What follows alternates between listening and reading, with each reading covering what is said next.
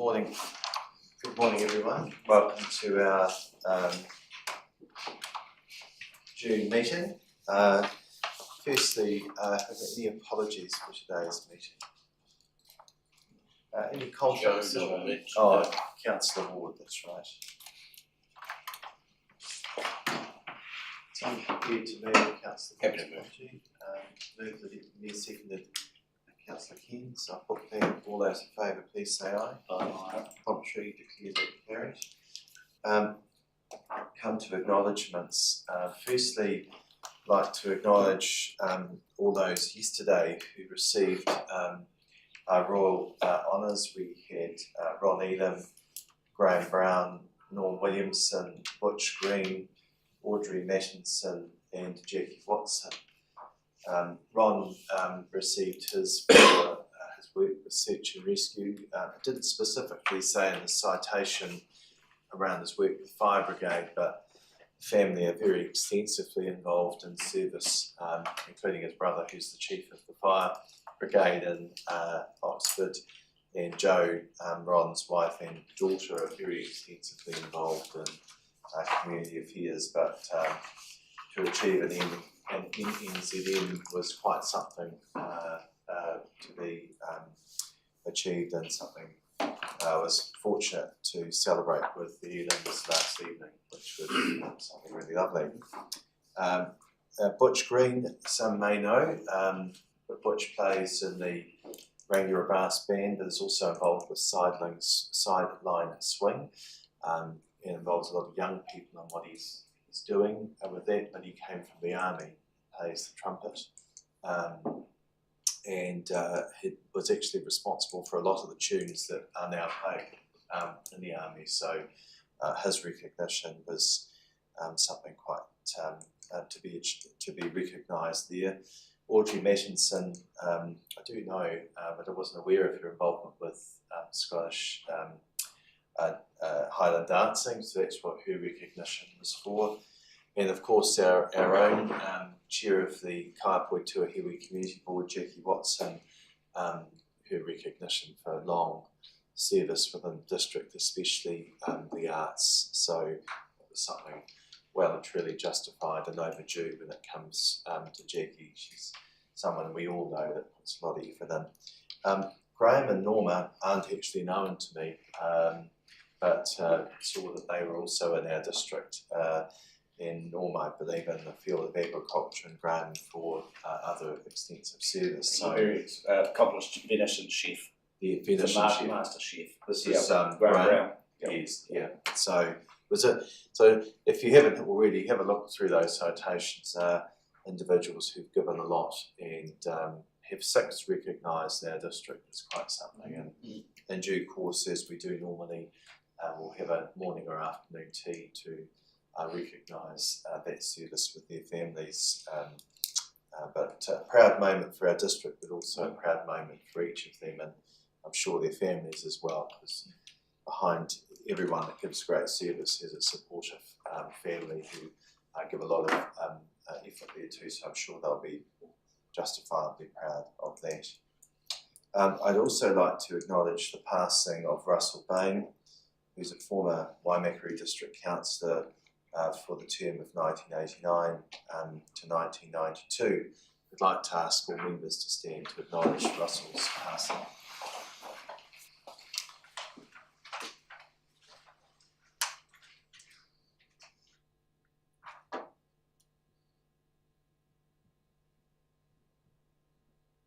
Thank you. So we come to confirmation of minutes of our of the meeting of the 6th of May. Is there any corrections? Someone prepared to move? You're prepared to move, Councillor Fulton, seconded Councillor Goldsworthy. Is there anyone wishing to speak to the minutes? I put the recommendation. All those in favour, please say aye. Aye. Contrary, declare that carried. Any matters arising from the minutes? I've had no request for deputation and presentation. There's no adjourned business. We come to the first report, which is 7.1, the Local Water Done Well, submission of the Water Services Delivery Plan report a name with the CE and the General Manager of UNR. So, Kira, or Jeff? No, start with you. Thank you, Mr. Mayor. I've got Harriet Davies here as well. Harriet has done almost all of the work on the water service delivery plan to bring it to in front of you today. So look, I'll take this report as read, and I know I don't need to go through a lot of the background with you, because we've been working with you all the way through this, and we did discuss it at the meeting last week. So this is our water service delivery plan, which we propose, subject to your approval, to submit to the Department of Internal Affairs. We're required to get this in by the 3rd of September.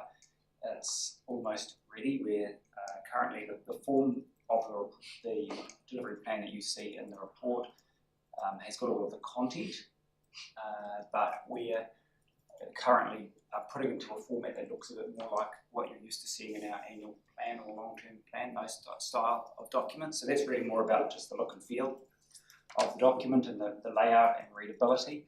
But the content is as per this report, just with some minor corrections and tweaks. So this report also asks that you delegate the Chief Executive the authority to finalise the water service delivery plan and to provide certification on behalf of the Council, which is one of the requirements that we have as part of the plan. Probably one more thing that's worth drawing your attention to is the time frame on your page 27, so that's page 4 of the report. So really we're only part way down this journey by submitting this plan. It actually sets in train quite a lot of work. We've actually very fortunate as a council to currently be largely ring-fenced in the way that we both account for all of the internal costs of our water services as well as our ratings. So we've got quite a clear line of sight from when people pay their rates bill for any of their water services through to what that's actually spent on. And that was one of the large, big objectives of the whole local water done well. So we were very fortunate that we, as a council, that's been the practice we've had. We will need to strengthen those ring fencing arrangements, and so there's quite a lot of work we need to do right through from making sure that every service that our water services interacts with within the council has got a service level agreement and an agreed cost allocation that's going to stand up to the scrutiny that's will be required under this. So look, ultimately it goes through to us having a fully sustainable business unit, and there's a time frame that's set out in there. We'll take a question with Jeff or Harriet's got anything to add. Just with the journey that we've gone through, it would be appropriate to add the Mayor as in there to oversee the final document. I think we've missed that out. I think Jared's covered most of the areas. I think the area which we need to stress is that this structure and plan that we're going to go through, although it's only 10 years that we have to submit to the Department of Internal Affairs on, actually our asset management planning goes in the full life, which is over 100 years, and this council has for many years set a good practice, best practice actually for the sector in terms of how we manage our water, and this is just to demonstrate to the Department of Internal Affairs that will continue to do that and provide it in the most efficient and lowest cost way to our community. Have you taken any questions now? Thank you. Any questions of the Chief Executive, Councillor Paulson? Just had thank you, Mr. Mayor. Just a question about it actually is in the wording of H from us, sort of broad Wording about this recommendation. Just a question, yeah. about the arrangements will be dependent on the delivery models which Hurunui and Kaikoura district councils choose. Is that is the dependent factor? Is that depending on what sort of arrangements they come to together, or as a joint entity, or individually? Because they may come to different arrangements themselves. One they might not form whatever vehicle. So are we waiting and seeing basically to see what they do together, or we could have different arrangements individually with them? Yes, at the time of the report, I think we're still waiting for Kaikoura to make its decision, which is to go into a joint CCO with Hurunui. At the present time, Jared might want to broaden what I'm saying a bit more, but we provide design services and support services to the other two councils, and we were envisaging that they would stay the same, that we'd still provide those support services in the way we do now, but they'll have to come under more formal contracts with those entities, and whether that's our CCO or the Hurunui and Kaikoura district councils, that's still yet to be known. So that's something that we've allowed for in our plan. So it's sort of irrespective. We could work with them individually if that's the arrangement. Yes, you could. Okay, thank you. Just a secondary question, please. Talking about basically the compliance model that we've got and the timeline we've got to comply. If in a hypothetical scenario we were asked in 2 months' time to turn around even today, so how close would you say we're on the spectrum to being compliant now? We were preparing this report. How would you describe how far have we got to go?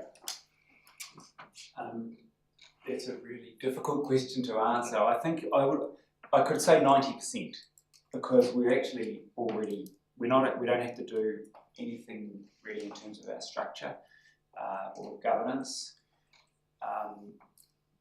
Because we're already ring fenced, we're 90%, but that 10% is still a lot of work. It's not like because that 90% took us, I suppose, decades to get to this point that we're at, and it's the systems we've been operating under. So really, it's more demonstrating that we've got the ring fencing in place, and that so it's a lot of work internally within the council to achieve that. So it's a little bit of an arbitrary figure, but we very much are already structured in the right way. But we'll have a lot of work here, and one of the things is going to be compliance. And I can imagine over time we're going to find when we get the economic regulation, we get the Water Services Authority, Te Mata Arawai, wanting more and more from us, and from Department of Internal Affairs, that's an area that I think we're going to have more pressure on us, and we'll have to grow our capacity in that area over time. And that'll also just be ensuring that we can demonstrate that we've got that ring fencing. But I'm going to pick it up, I would say 90%. Thank you. Councillor Blackie, followed by Councillor Rubin. Thank you. Going back to item H on the recommendations, following on from Councillor Fulton, I'll make it a question. Do you think we've presented our case strongly enough in the way it is worded out there in social media and other things? There's still a steady trickle of comment that we all of North Canterbury ought to be together. Although that says it allows for continuation, it doesn't actually say that we offered with Hurunui and Kaikoura a joint thing, and that, whatever the wording is, didn't happen, they didn't want us, blah, blah, blah. I think we ought to actually specifically say we have explored and that so that the public know, because there's a lot of people out there still get comments that we should be combining with them, and they don't actually understand that we did give them the olive branch and it wasn't accepted. So look, we could do more to talk about that, and there's good reasons why Hurunui, for example, have gone for a CCO structure from their own perspective, and they've got a different financial set of circumstances to us. And there's good reasons why this council has chosen to go with a internal business unit model. none of that excludes having shared services, as we have been for many years doing design and water modelling for Haranui, and we've got an agreement for assisting Kaikoura on an as-needs basis. So we could do more to promote that, and I think that would be a good thing, and I'm certainly all of the indications I have heard from Kaikoura and Haranui are that they are like-minded in terms of that. So yeah, maybe that's something we need to think about, and how we put this out to the public. It's fair that there is a discussion around a joint statement at the present time being explored. When it's indicated that perhaps some in our community, we wrote to every household explaining our position. Just remember there was 97.2% of those who responded, which was a high level of responses that came back and endorsed the position of the council. And it's not that Haranui and Kaikoura didn't want us, actually that's not the case. It's just that, as Jared's adequately explained, there just wasn't there was different things needed through that, and we workshopped it and we had extensive conversations around that. So where they've landed with CCO is what's in their council's position right for them. The door is absolutely open for shared service, and we are exploring what shared service might look like at the moment, and that will come back to the council for further conversation. But in terms of provision of supply and support, we provide that now to both Haranui and Kaikoura, and there's no reason why that shouldn't continue in the future, but that will be up to their respective structures, because the CCO makes those decisions, not the council necessarily. They can put it in their statement of intent, but that will be up to them. But why wouldn't we want to work with our neighbours? I see us as part of a family in North Canterbury, and we will continue to work together and support each other. That's 100% where I'm certainly committed, and I take it from the conversations we've had together that we're in the same space with that. We'll continue to explore that, but where we've got to and where we've landed, hopefully there'll be a joint statement in the coming weeks that explains that further. Okay, Councillor Redmond. Thank you, Mr. Mayor. The internal business unit model, and I'm referring to page 37 in Diligent, provides for a governance structure. To what degree, if any, does the governance structure need to be ring-fenced? And if so, would that be a separate committee? At the moment, it's proposed UNR and Audit and Risk, so there are two committees there. What are the requirements, and what thought have we given to the governance aspects? So we have got, and we've got another 12 months to finalise this plan, and so that'll allow us to have a election cycle and whatever the governance structure set up by the new council, that'll be something that could be considered.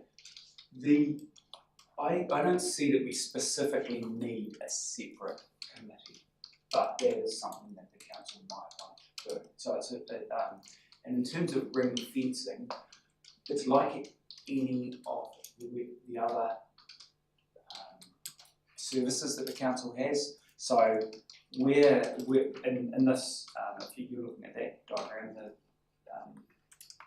that basically shows that effectively for the water service unit, it's quite easy. The costs are going to be exactly what they are within that unit.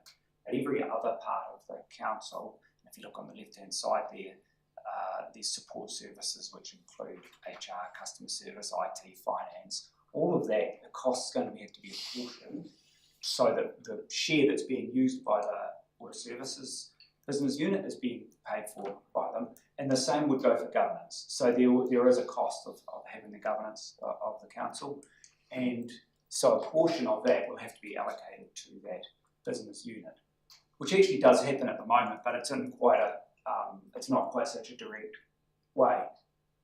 Now, whether that has to have its own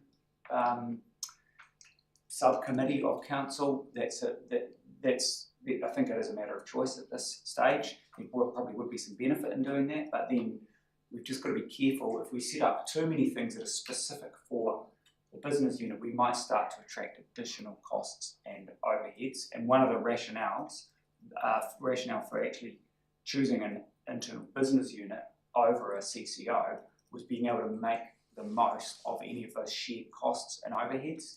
So that'll just have to be part of the consideration. Right, thank you.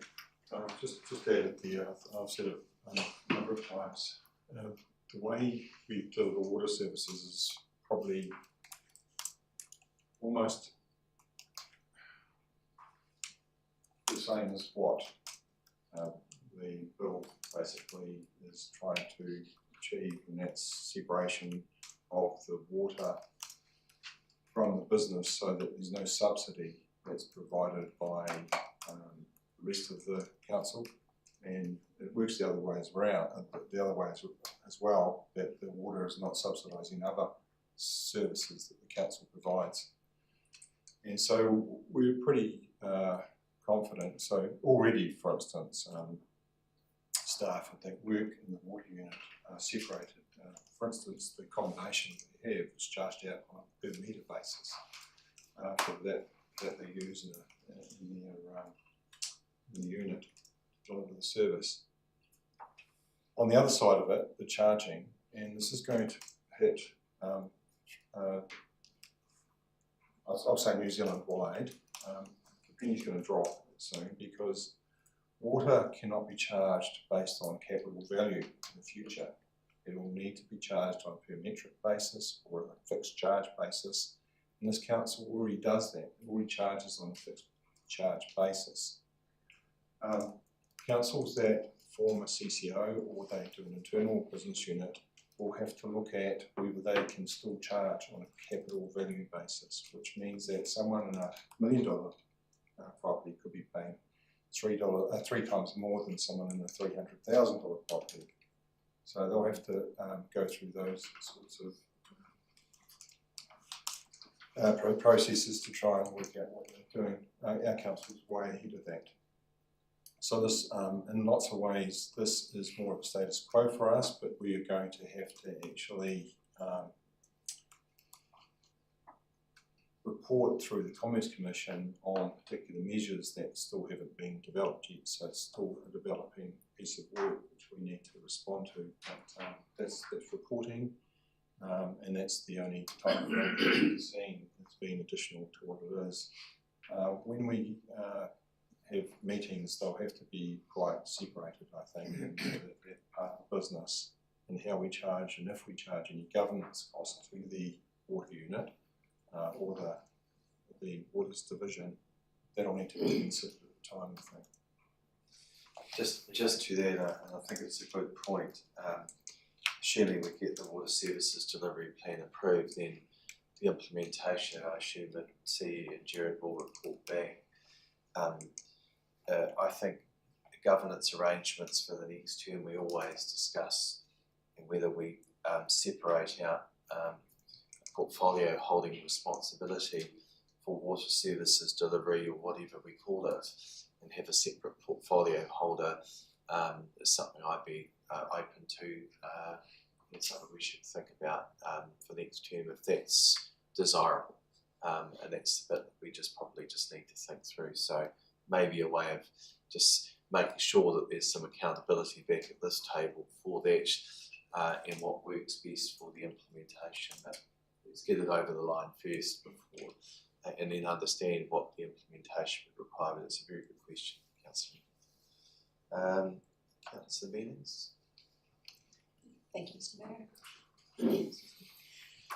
Jeff, you've mentioned a couple times about how this council runs its water services, and throughout this water services delivery plan, it mentions ring fencing and whatnot. And of course, we have been doing this for a very long time. And in fact, local water we've done well is something that, of course, is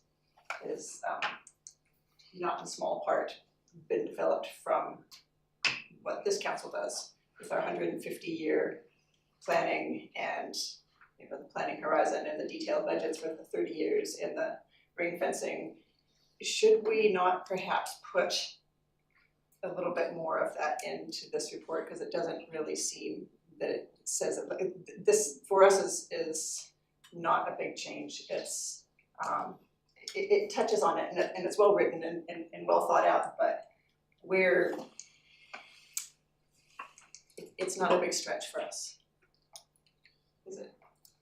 Yeah, we've tried to demonstrate that within some of the graphs that we've got in there, where it shows how we're actually funding the assets replacement. It's something a lot of it's not quite open in a lot of councils. We're not showing how the replacement of the current assets is going to be achieved and how the funding is going to be achieved for it. This plan, we've actually incorporated some of the theory that we practice that we put into our infrastructure strategy. So that's incorporated in there. We can actually probably broaden that a bit more, Harry and Jared, just to include some of the infrastructural strategy. And we can actually probably include that with the, there's no reason why we can't include that with the water services delivery plan. Okay, any further questions? Do you have a question? I had an amendment actually. What's your amendment? We're just picking up the conversation about, it was in my question to H. I'd like to amend that we amend it to read that Waimakariri District Council's adopted model, which was proposed to HDC and KDC as a joint water services delivery model, allows for continuation of joint arrangements. I just feel there's some room to, in that statement. Can you before you debate it? Yeah. So what was the wording again? Oh, that's so notes that. Oh well, a slight change to the start. That Waimakariri District Council's adopted model, comma, which was proposed to Hurunga District Council and Kaikoura District Council as a joint water services delivery model, in comma, allows for the continuation of joint. So it's really just it's including that point. It's fine. So can we just get that? So do you want to just? So it says it should be notes rather than that. Notes that. Yes, notes that. Can we just make sure we've got that before we. Can we just pause for a moment and just get that wording so we've got that. Are you indicating you I'll second it. Just the other is that it says in the delegates authority it should have the words up following the just the words if you're moving. Sorry, we don't have a motion on the table. Hold on, just getting the wording right first, and I'll understand what it is before we vote on it. So we just have a brief agenda while we get that wording, so everyone understands what it is.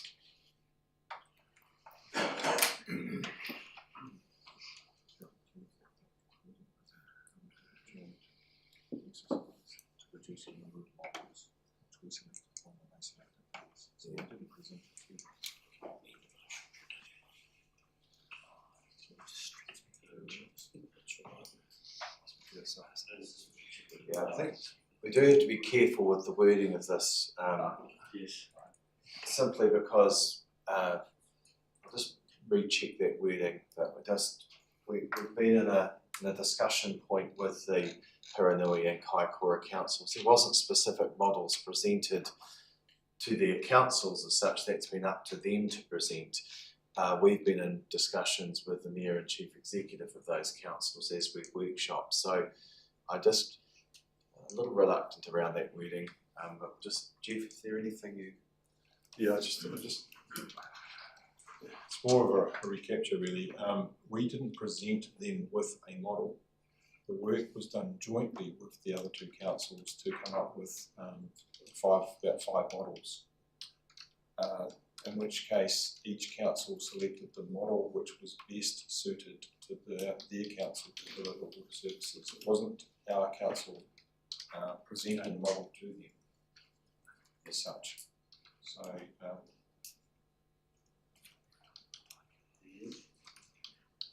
Can we just hear what your proposed wording is? Well, I'll take that on board. I'll say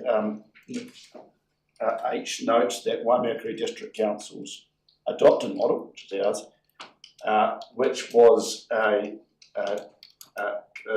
considered following discussion with HTCC and KTC in the consideration of the joint water services delivery model, allows for the continuation of joint arrangements with these councils on an as-needs basis. Yeah, that's fine. Yeah. So it was emphasised the discussion and the joined upness. Sorry, that's not a word. Can we get that up on the screen so everyone can see that? I think it's really important that we, so just have an agenda for 5 minutes. Do you want to pop it up on the screen? Are you able to do that for us? Thank you. Just have a 5-minute agenda and we'll get that up there so everyone can see it. Tim, just as assuming you're moving that in C, delegates the authority to, after the, what CE said, is to the Mayor and Chief Executive. If you might want to think about that as well.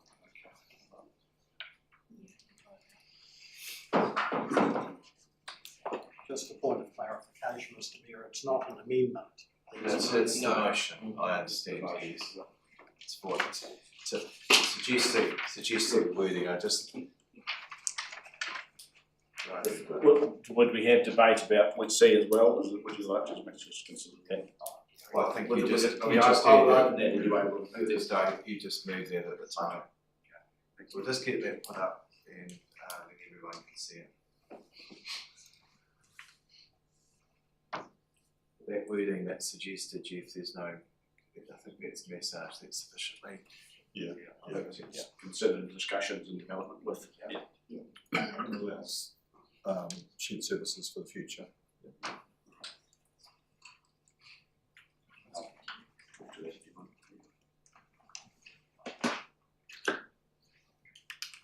It's just that the CCO will determine how they'll deliver the service with its council, and so therefore we'd wait and see how that can be resolved.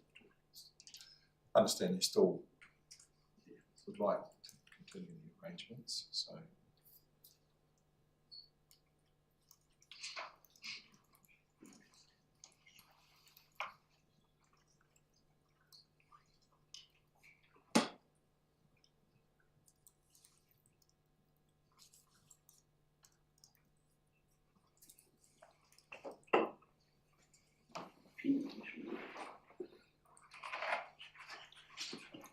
Laptops.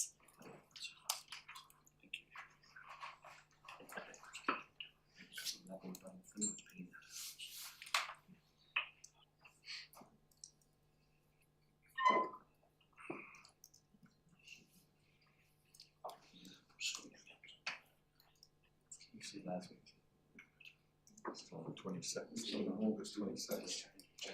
Yeah, we're at 1:59 PM, so obviously in the time zone you're in. Oh.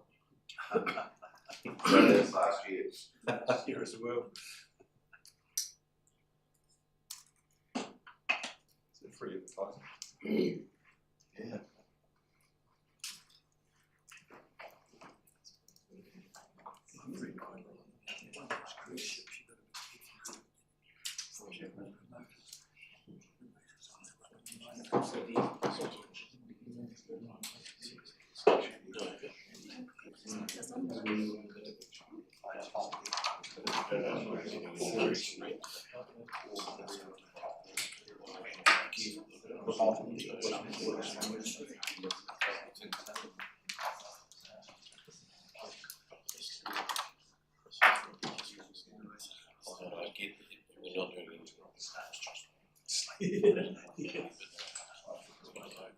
Is this the wording here?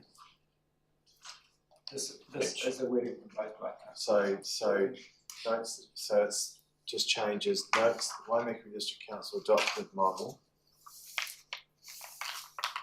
which considered. With, I think there's a with should be with, which is considered with Horonuri District Council and Kaikoura District Council in the consideration of a joint water services. Which also, or? Which also, you can go which also. Yes, it was parallel to it, wasn't it? Yeah, thank you. Yeah, and then after Kaikoura District Council in the consideration, of a joint water services delivery model. So just hold on. So have you got that, Harriet? Who's putting that up? Oh, Harriet is. Yeah. Thank you. She's definitely. So what was the wording you wanted there, Tim? And so Yeah, District Council and Kokoro District Council in the consideration of a joint water services delivery model. So that's the wording you're proposing. That's good. Everyone's clear on that, understand. So and then B, that minor adjustment is. There's minor adjustment to include. Okay, so you're now going to move the recommendation. I'll move that, Mr. Mayor. And seconded by Councillor Blakey. Discussion. Do you wish to speak, Councillor Fulton? Yes, I think it's important to just adequately describe the collaborative sort of nature of our discussions as per the recommendation with the two councils, but also recognise that we have responded to our own community and its wishes, and we have almost quite parallel to this come up with what is best for waimakariri. So it's both. It's both. We haven't shunned anyone, we haven't left anyone in cold, we've been collaborative, but we've ultimately come out with a decision that works for us as a council and allows us to work with those two councils on an as-needs basis. So I think it's a happy compromise. Thank you. Councillor Blakey, do you wish to speak? No, it's good to go. Any other speakers? Mr. Mayor. Sorry, Councillor Edmund. I'll speak after you. Yes. Sorry, were you going to speak as well, Deputy Mayor? Sorry. I'd like to test the meeting and propose an amendment that H, as set out in the order paper, replace H as proposed by Councillor Fulton. Just test that you've got a seconder for that. So seconded by Councillor Williams, so that becomes an amendment to the original motion. Do you wish to speak to the amendment? Just briefly to say, Mr. Mayor, that I think the original H encapsulates what we were trying to say here, and that trying to impose a narrative really isn't the purpose of what we're looking to do here, which is proceed with our water service delivery plan. And I felt that H was very clear in the wording and covered everything that it needed to. Thank you, seconder. Any further speakers to that amendment? I'll put the amendment in to just so we're clear that's the original H. All those in favour, please say aye. Aye. Contrary? No. You better have a division on that. Let's see, could you?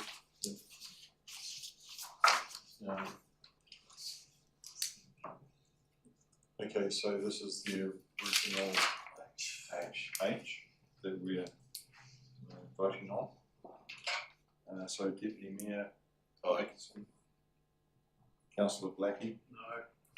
Councillor Bry, No. Councillor Keynes, Yes. Councillor Fulton, Councillor Goldsworthy, Yes. Councillor Mealings, Yes. Councillor Redmond, yes. Councillor Ward is absent. With an apology, Councillor Williams, Yes. Mayor Gordon, Yes. 7 to 3 yeses. So it's carried.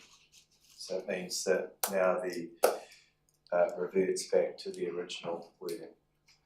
Right, speakers for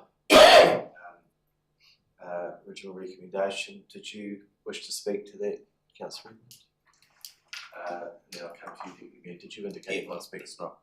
Thank you, Mr. Mayor. Yes, I'm supportive of the recommendations with the minor adjustment to C, what's it? C. Including yourself. My question related to the interface with governance, and that's obviously something that will need to be considered going forward. I certainly strongly support an independent business unit model, as do our residents, on the basis of submissions received. So I would encourage colleagues to support the recommendation. I feel that it, as I mentioned earlier, encapsulates what we're trying to do moving forward. Thank you, Mia. Yeah, look, I'm exactly the same as Councillor Redmond. He's been away that long, I can't remember his name. This is a huge milestone in the process that's taken a long time to get there. And I think that it's to be recognised the work that has gone into this and the thought that's gone behind it. There's been negotiations all over the place, not just with Hiranui and not just with Kaikoura. It's also around all of our other colleagues that we've spoken to on the way through this process to get to where we are. So I just want to acknowledge the fact that it's a lot broader than what we have on this piece of paper here. I acknowledge that they are our two closest neighbours, in which we spend a lot more time in getting there and making sure that this could work for us. I absolutely support the in-house model. CCOs to me are not something that councils require or need. We already pay, as I've said many times around our table, chief executives and experts to do the job in which we require them to do. Why would we want another set floating around to do a job that we've done for many years and done well? So I absolutely support the line in which we're going to, and no doubt once you have it all in order, Harriet, and get it into that stage where probably government can understand it because they speak a different language to us, of course. I think that this will go through without a problem. There will no doubt be some things that come back to us because they wouldn't be a government if they didn't have some things that they could pick that were wrong to come back to us. So I look forward to that, and we'll no doubt move forward as we have done in the past as a leader in this space, and make sure that we continue to lead and make sure that for our residents that this is something that we can continue to do and continue to do well. Thank you. And speaking to this, while I can understand the proposed changes that were indicated to H, my preference was for the original wording. So thank you to Councillor Redmond for attesting the meeting with that, because I think it is clear, and I appreciate what was trying to be achieved, but I preferred the wording as it was. But this has been a huge journey for this council, and we, as been indicated, have been a leader in this space. We've spent almost 6 years of work on this to get to this point, and I know myself have certainly put a considerable amount of effort in, along with our staff and others right throughout the country. Leading this exercise hasn't been an easy journey through that time, where we've had strong discussions, it would be fair to say, with both the then government and then working with opposition parties to achieve change. And where we are today is exactly the point that we asked for, was that it would be a choice for our council and our communities on what water services plan we wanted to deliver, and that's exactly what we have today. We have worked with our councils throughout Canterbury, with Greater Christchurch, to understand where their respective positions are, and of course with our North Canterbury colleagues, and we did do a lot of work in that space to see if that was possible. The door is open to see what might exist in the future, including shared services and support for our partners in North Canterbury. And I'm very much committed, and I think we are all very much committed to seeing where that will get to.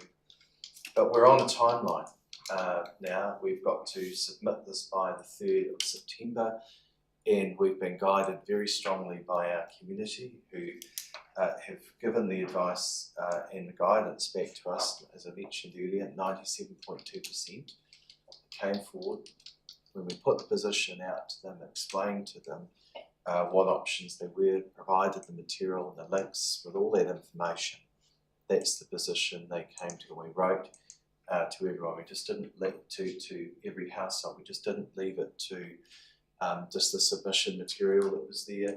We took that step, and that was a conscious decision from all of us to undertake that. I'm proud of the journey this council's been on, and I think we should all be proud of that. The fact that we are in this position today, and that we have the strong position that we believe we have, is owing to the amazing work that our staff put in here, and those brave discussions that we've had over the years with our respective communities as we've gone on that journey of upgrades. They weren't easy conversations, I can tell you that. I was involved with a number of them in our rural communities. And I know that many of us at this table as successive elected members have been on that journey, and they were not easy chats. I can assure you of that, especially as we were trying to explain to people why we needed to make the choices that we have. But that's why we're in the position that we are today.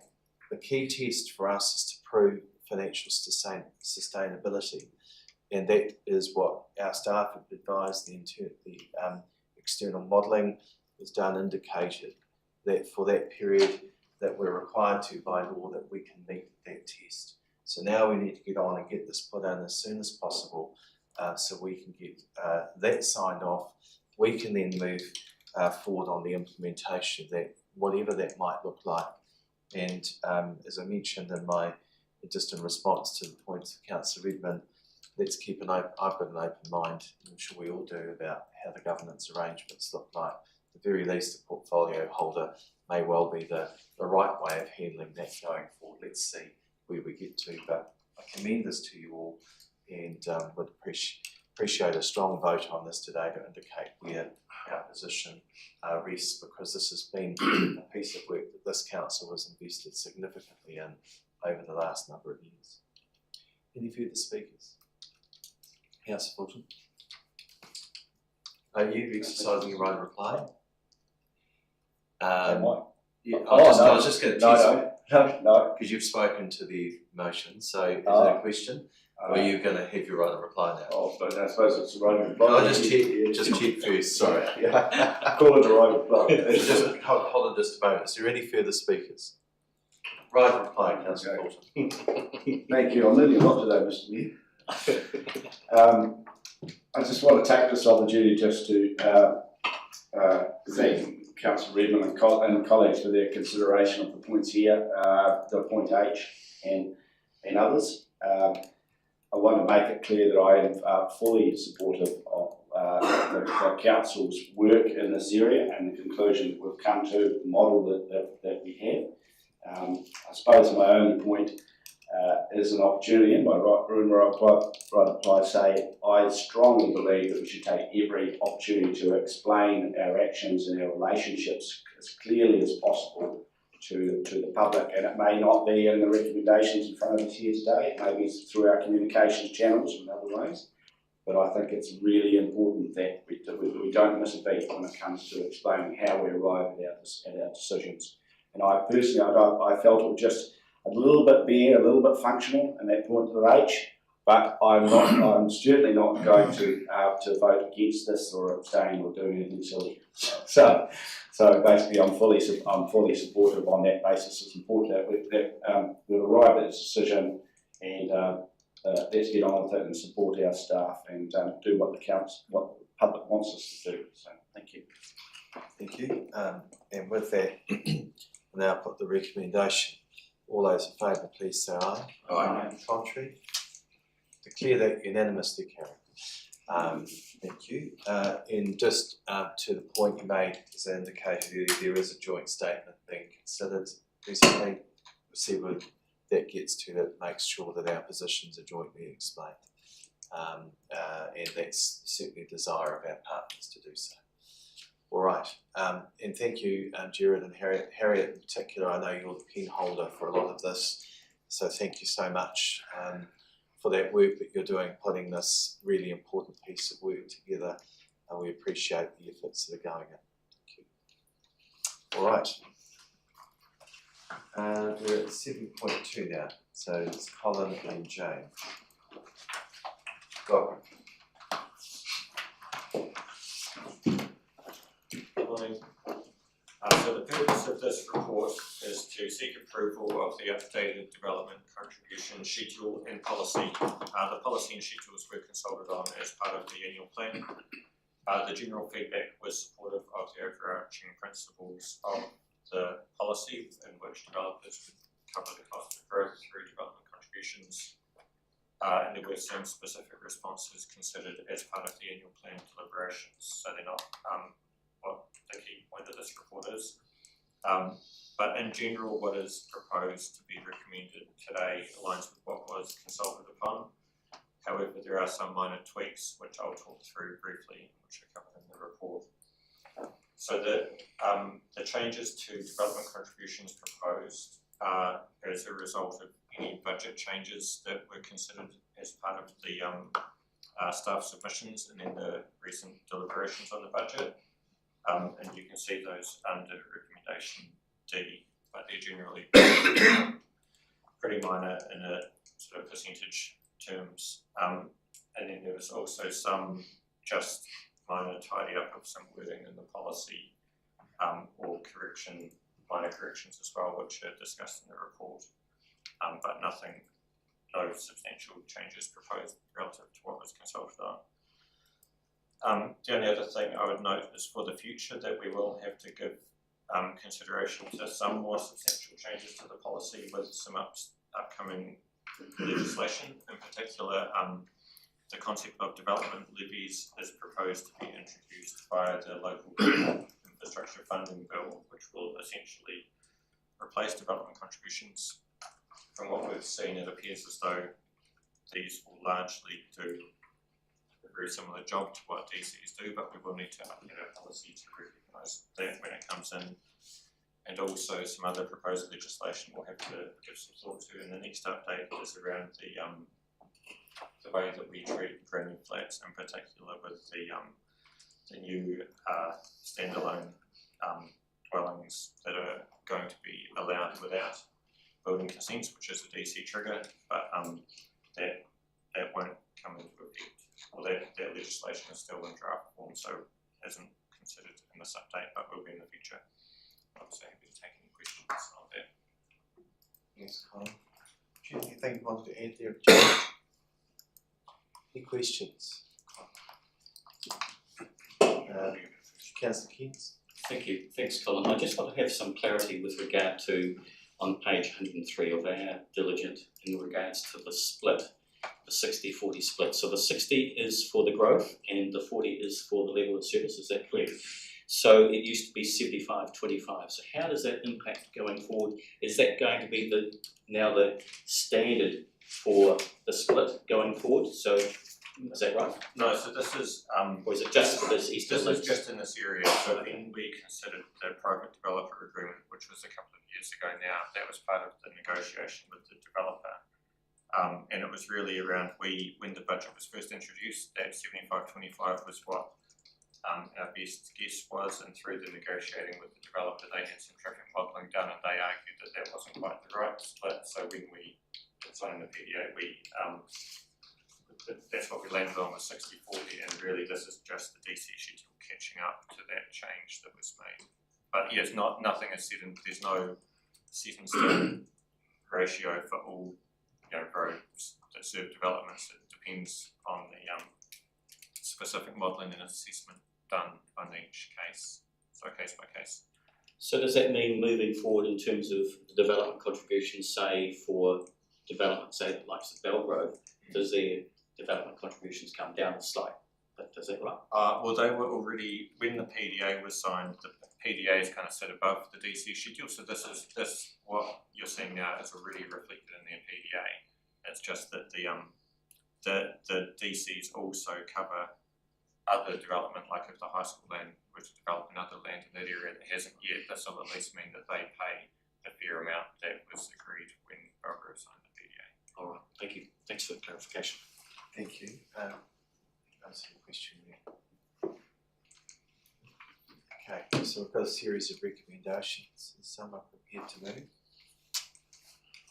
I'll do it. Seconded by Councillor Fulton. Just in support of this, I think commented what we explained the DC schedules as being recommended and are adjusting as has been explained.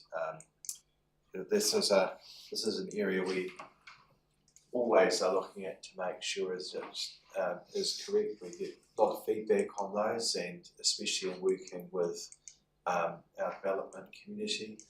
It's also making sure that we have the contributions right to ensure that the costs of development are being met, and that the costs are in accordance with what we're allowed to with in the law. But we don't have the policy in their maps correct, makes things very difficult to then collect that as required. When it comes to each and every development, there's individual agreements that are put in place, and they're always understood and worked through and negotiated with respective developments, especially large ones, as you're indicating, Councillor Kent. And the appropriate place for that to be undertaken is with our staff, who I do an excellent job on our behalf, making sure that those developments are rightly contributing to what needs to be done, and there are always negotiations that are underway. And there's been a number of instances where they've been brought back to our table, and we've heard the outcomes of that, and very appreciative of the work that our staff do to make sure that that's in the right position. So just to acknowledge that and how complex that can be at times, and difficult negotiations can be, and rightly so. It's a two-sided street, and developers want to make sure that they're getting the best return that they can as well, and our staff are there to make sure that our interests are met, and I think they do a superb job in that space. So just to acknowledge and thank them. Councillor Fulton, do you wish to speak to that? Just to say that broadly that we are a growth council, and that's because we're developing, so therefore we have to have a mechanism to pay for that growth. It's a happy position to be in, but it does bring challenges. You've got to get the settings right for development contributions, because you'll only know how badly you've done it once it all goes wrong. So it's really, it looks like it's just something ticking away in the background, but it is important that we keep a close eye on this. So I'm sure that this report and recommendations actually do that, keep us up to speed for a growth council. Any further speakers? Put the recommendation. All those in favour, please say aye. Contrary, declare that carried. Thanks, Con and Jane. Thank you very much. All right. We now come to 7.3, the parking management plans. Run your own Kaikoura town centres.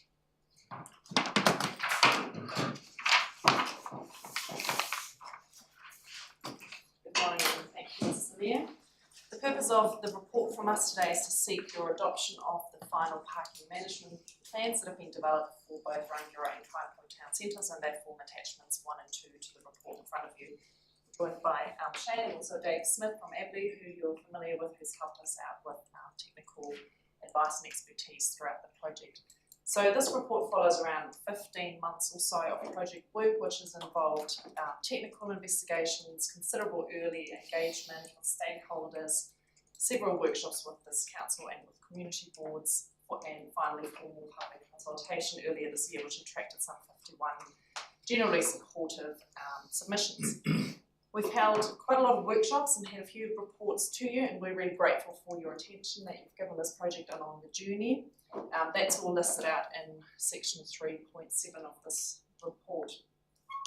And ultimately the purpose of the park management plans, and that's been signalled as an implementation project out of the integrated transport strategy and the district parking strategy, is to provide that robust roadmap of approaches that we need to take going forward to manage and meet parking supply in both of our main town centres out to 2040. So there's a number of intervention and investment approaches I won't go through, but they're all contained in the report and we've discussed with you at several occasions, but they broadly revolve around 3 strategic responses, being optimise our existing assets, manage demand and increase the supply. They're different for the 2 town centres to reflect the unique different demands and parking occupancy trends, and that's all summarised in figure 2 that's contained in the report. Apart from that, happy to take any questions. Thank you. Does any of the other staff that are present want to do anything? See, we've got our consultant here from Medley to take welcome to our meeting. All right, questions? Noting we've had a number of workshops on this particular matter. Just on the changes, you're not proposing any major changes through here, is what I've picked up through this. After all that consultation and work, it's indicating that we've pretty much right for the foreseeable future. Is that correct? Absolutely. So what's contained in the final parking management plans is the content that we've discussed with you at all of those several engagement points. Whenever we've had responses and feedback from the council, we've taken them on board and integrated them into our package. Okay. Questions of colleagues? Someone prepared to move. Councillor Goldsworthy, seconded by Councillor Keynes. Do you wish to speak, Councillor Goldsworthy? Thank you, Mr. Mayor. And thank you today for the team with this journey, which has been up and down and a very opinionated journey from different perspectives. And I just want to commend the management plan that we've come up with, as it's our best attempt to manage quite often can be perceptions rather than fundamental issues. So I commend this report and I encourage colleagues to support it because it's the roadmap to communicate with our respective communities how we're going to manage these issues in the future. Thank you. Thanks, Councillor Goldsworthy. Councillor Keynes. Thank you, Mr. Mayor.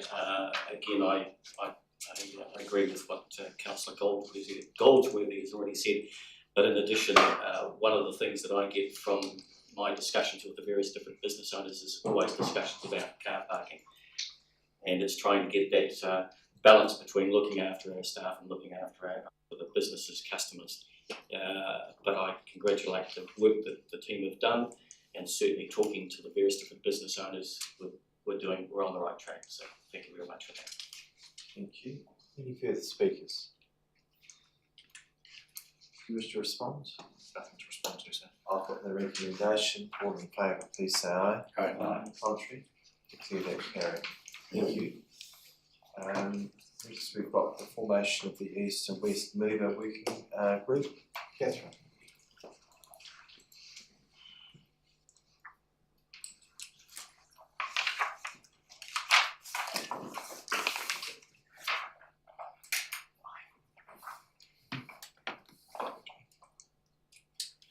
Welcome. Good morning, everyone. Following on from our discussions around the East and West Mover in April, I put together some terms of reference and a working group, a draft working group to be reviewed and accepted by council. I'm taking them as read. I'm not sure if there's anything else you'd like to go over, but happy to have any questions. Thank you. I think we're all very clear what that's all about. Is there any questions? Councillor Redmond. Thank you for the report. I note the composition of the working party contemplates 3 Kaiapoi Woodend ward councillors. There are actually 4 councillors in that ward. Is there any reason why the 4th was not considered? Which I might add as me. He was missing in action. If you really want to be there, I don't think it would be a big deal, Councillor Redmond. The councillors I was looking at were around portfolio holdings, not around area, but if Simon further to say that was the only reason I was looking at portfolios rather than areas. That's exactly the reason, but should the council wish to appoint another councillor, we would welcome that. Would you like to be part of that working parking, councillor Redmond, in yes, your riding portfolio? I'm available. I'm sure there'll be a road somewhere there. Happy to move, Mr. Mayor, with that inclusion. Okay. And I'm happy to second. So just moved and seconded. Was there any other questions? Mover and seconder, would you like to speak? Thank you for that. I think the thing that we need to recognise that this is a part of the district. It's not about Kaikoura councillors looking after Kaikoura. It's actually about a district and what happens to a major part of our district. And I think it's really important that this, and I've been asking for this for some time to hit our desk so that we can get on and continue with these two documents. One a town centre plan and one a regeneration plan, which I might add is 15 odd years old.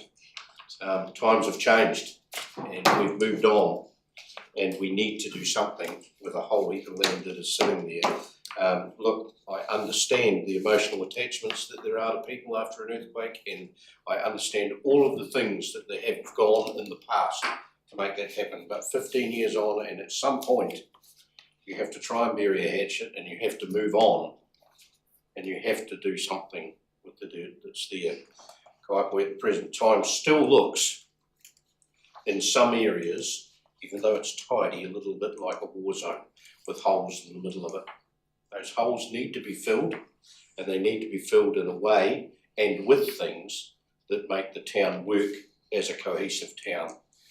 This is a group, I think, that can move that on very quickly. I don't want to see it tied down in bureaucracy, which I would argue in the past has happened, and it's all about zero risk.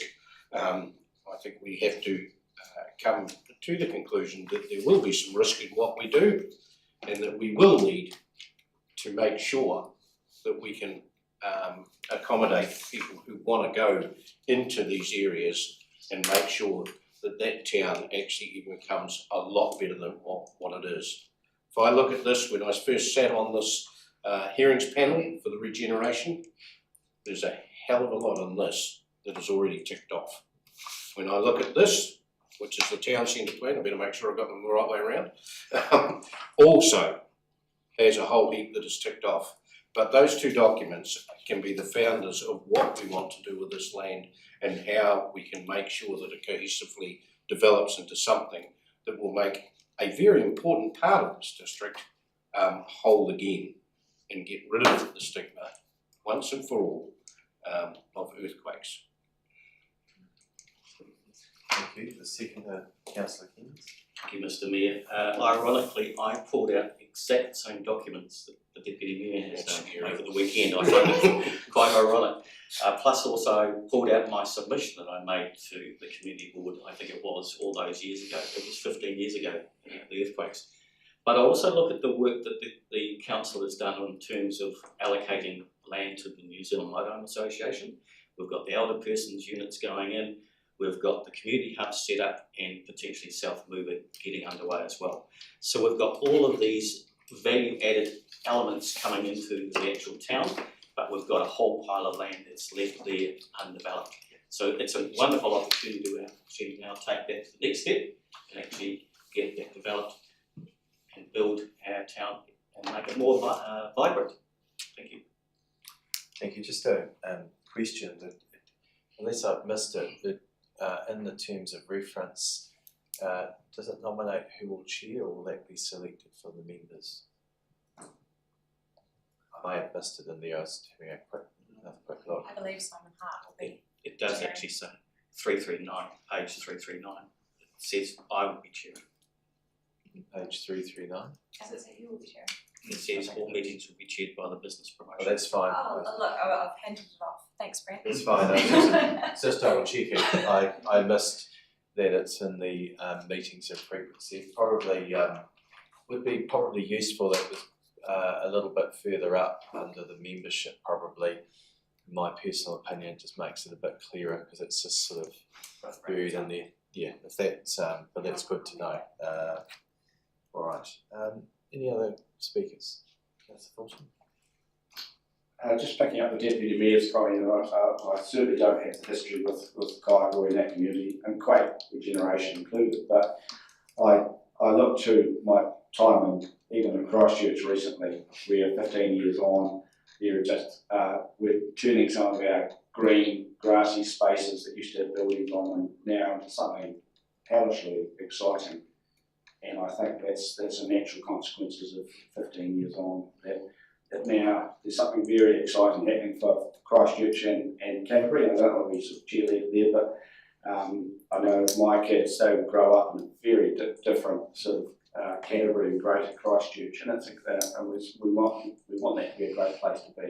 And I think Kaikoura can be part of that sort of story. It's not just a satellite or an old town on the edge of Christchurch. It's a very engaging, enticing place to be. So I hope it becomes that with this working group. Councillor Mears, did you wish to speak? Just briefly, thank you. As someone who's married into a family that's 5 generations in Kaiapoi, I'm one of those people that has a vested interest, I guess, in a way, of seeing Kaiapoi done right by. It deserves to be rebuilt and rebuilt better. It deserves to have its heart put back in. We have a once in a lifetime opportunity right now to do this right. And I think that the people that we have sitting around that table will be the right people, and Godspeed, guys. I wish you all the best, and I hope that you put Kaiapoi back to where she was, and that the jewel in the crown of waimakariri. And that words I've used many times around the river, particularly jewel in the crown and Kaiapoi. It's a beautiful place. And might I add that I think it is looking fantastic actually, and that's a comment that I get regularly from people that come out. Particularly, we sometimes forget all that we've achieved down there, and the town is looking amazing. We've got the bridge project, which we're working in partnership with the Harper family on. There's obviously the mixed-use business area, which we're very hopeful that will be complete. It's a project that I would really like to see concluded, and I know there's a lot of work going on here with our development community, as well as the other opportunities that we've been exploring. So I think this is the right group to be leading that.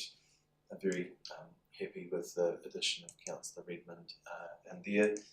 For that matter, if governance can advise when the meeting dates are, because any elected member is welcome to sit in on those meetings. So may well be others that want to take an interest, but this is the core group that are leading that work. So thank you for all agreeing to take part, and I know that it came up in a workshop that we had recently, and I think it's definitely the right thing to do, and I support the work that will be, the investigation, the work that will be needed to hopefully bring some of these matters to a final conclusion. Does anyone else wish to speak? Does the mover wish to reply? I'll put the recommendation. All in favour, please say aye. Aye. Contrary, declare that carried. Right, bylaw program update. Thanks, Catherine. Sylvia. Just as you're coming, to acknowledge the enormous amount of work that your team puts together right across our district, policy, bylaws, you name it. Any change that's going through government or being thought of comes its way through policy. So I just, Sylvia, particularly our thanks to you and your team, through Simon as well, for all that effort that goes in, which is extraordinary, and the quality of work is excellent. So thank you from all of us for what goes in. That's really appreciated. It was timely this morning to provide you with a bylaw programme update. I'm conscious that we are always working in the bylaw space from a strategy and business team perspective, but at the moment we have a significant amount of work going on in the bylaw programme, with over a third of the council's current active bylaws being worked on by staff. I will take the report as read. We do have 14 active bylaws. The legislation, particularly through the Local Government Act, provides us with a framework to develop and review bylaws And what we've done and recently with the number of bylaws that we're going through is we've used this as an opportunity to review our processes and our templates. And we've got a number of new staff in the team that are working on bylaws, so again it supports them. I think what you'll see today is the reports that Lexi and Diana bring forward is that we have a very robust review programme now, where we look at the effectiveness of the bylaw as it stands at the moment, what the impact is on the organisation in terms of how we give effect to the bylaw rules. We assess the problem, how the problem was defined when the bylaw was adopted, and then what that situation is now. Has that changed? Has it improved? Has it got worse? Do we need to change the bylaw? And what you'll find through that review process is that staff make a number of recommendations for the council to consider. Some of them are often minor in terms of wording or updating the layout, making it a bit more fit for purpose. And some are more in recognition of the changing problem definition. So I say, compared to if you look at the bylaw reports that staff were putting through a few years ago, we're probably a lot more robust and detail in our reports now. And we're also then taking that forward and looking at how we give effect to the bylaws, so the information that's available publicly. I think you'll hear, particularly in Lexi's report this morning, that the public generally understanding the bylaw rules, understanding how to work to those rules can be a challenge for the council. So we're going to look at the information that goes out to the public and how we present that. The Northern Pegasus Bay bylaw is probably an example of that. We've got a whole page in the beaches and estuary, and it just makes it a bit more palatable for people. I can also give you an update from when this report was written on the alcohol control bylaw. So Nadisha reported to you in March with the draft bylaw for consultation. Consultation ended at the end of last week. And she has 4 submissions that's been received, so she intends to prepare a report for council consideration at the July meeting to receive and adopt the draft alcohol control bylaw. Those are my main points for this morning. We're open to take any questions. Mickey, did you have anything you want to add, Simon? No, not at all. Sorry, sorry. Just thank you for your kind comments, Mr. Mayor. The team has been working incredibly hard, and particularly over this time where they've been cooking the drafting the plan as well. Thank you very much. Thanks, Simon. Right, does that question, Councillor Fulton? Thank you, Mr. Mayor, and thank you for your thoughts, Sylvie and team. Just a particular one, and it's just an example of the way we deal with water. Stock water race bylaw, for instance, we have a timeline to review of 2027. Now, a lot of aspects of our water management that actually pertain to how we strike our rates as well, and who's responsible for maintaining our services on that basis. Do you think in the interim that we will consider, as part of our, say, we talked about district-wide rating reviews, will we consider that in tandem with our bylaw changes? Because in this particular example, we've got a lot of lifestyle owners who sometimes disconcerted to find that they are responsible for water races and that they're also paying for them. And so you've got all that conversation. And I think our portfolio holder came and met the West Eton couple, I think, just a few months ago. Doesn't even look like a stock water race, but it turns out that they may or may not be paying for it. So it's district-wide rating. So how does this impact what we do in water, I suppose, and on the regulatory side? Well, there's 2 elements to this. The water services bill that's going through at the moment does actually have consideration for new water bylaws. So where that sits within the current Local Government Act, that will move over to the water services bill, but will still allow the council the ability to set bylaws. The timelines that are in here are the kind of minimum timelines, so we can review bylaws at any time. So if there is something significant that changes, such as the rates that needs to be looked at, that can be a reason to undertake a review earlier than what's identified in the current programme. Just adding to that, when we do undertake a Section 155 review of the bylaw, we do make sure that the appropriate staff and stakeholders are included and engaged through that process. So we're re-reviewing with the bylaw is effective. We're talking to other stakeholders across council and other stakeholders across the community as to whether it's working in its current form. So that can all be part after that problem analysis, and are we still providing for a fit for purpose bylaw? Just a secondary, just in response to that explanation, does that mean that is something as substantial as the way we deal with our stock water races? Would there be a consultation that goes out to the community as part of that section review? Because it's a big area for mine anyway. Look, I think it would be, yes, we could, if we felt like that would be add benefit to section 155, we could absolutely go out and talk to the community and do some consultation to determine. The 155 is all about obtaining an analysis of the current situation. So if that is aided by talking with the community about the issues, then absolutely we can do that. Thank you. Thank you, Mr. Mayor. Given that bylaws are updated much more frequently than government updates its statutes, what would staff's view be on amending section 158 to provide for a less frequent requirement to review bylaws? It does create a lot of work.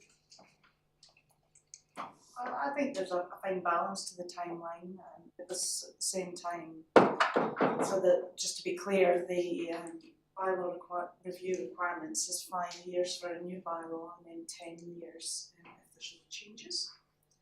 So we have a kind of mixture of some of ours who come through 5 years, some are in that 10-year period. Depending on what the topic is, sometimes a 5-year bylaw is appropriate because the situation changes frequently, particularly if it's one that's directly affecting the community. So I mean, I do understand the work programme, but at the same time I think that's part of what we should do as a council. Are there many bylaws where we make no changes, so we get 10 years? Yes, there are. I couldn't name them quite just now, but yeah, there are. Some of them are administrative changes as well, so just a change in the wording or introducing more definitions. Right, thank you. Any other questions? There's a series of recommendations. Some you can prepare to move council meetings. Seconded, Councillor Redmond. You wish to speak?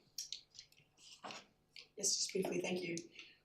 Thank you for your report, Sylvia. Look, there's a big work stream ahead of your team, and that represents a lot of engagement, research, and analysis. There's a lot of work that goes into these, and the whole reason behind that is to make Waimakariri the place that we all want it to be, and to keep it great. So thank you for your work on this, and I'm happy to support receiving this recommendation. Thank you. Thank you. Councillor Redmond. Thank you. I'll be supporting the recommendation also.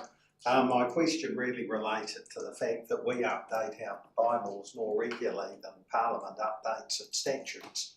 And there are statutes going back, I think there were still some the last I looked at 1908. And they've only just recently started updating some of those, such as the Incorporated Societies Act, which was 1908, and it worked well. I just wondered, by having to update the bylaws so frequently, and well, we don't have to update them, but to review them, there is a balance between reinventing the wheel and being responsive to changes in the community. So that is a balance, and I understand that maybe section 158 does have it right when it refers to 5 or 7 years. I did note under the Local Government New Zealand conference, there's a remit where a council wants to change a fee schedule, which seemed to me could be addressed if they had a bylaw. I think from memory it was to do with parking, but I could be wrong on that. So there are some councils, obviously, that are not using bylaws for the purpose for which they're intended. And I think the reason was that a bylaw took a lot of work. Was my reading of the remit. So I think we have a very good team, Simon, with Sylvia and the rest of the team to deal with these.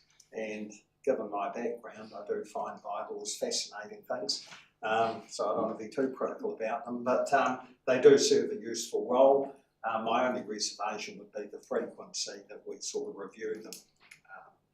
But that could be part of the cost of having a good system. So more than happy to support this and have a look at your forthcoming workload, which will be never ending. Thank you. Thank you. Any further speakers? Right, reply if you wish, Councillor Williams. I'll put the recommendation. All in favour, please say aye. Contrary. Clear that carried. Thanks, Sylvia. Next is the Stop Movement Bylaw 2020 review. Diana and Sean.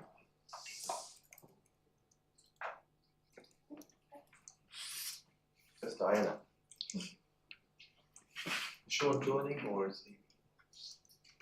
Is it? That's fine. I just was just checking. Thank you. Good morning.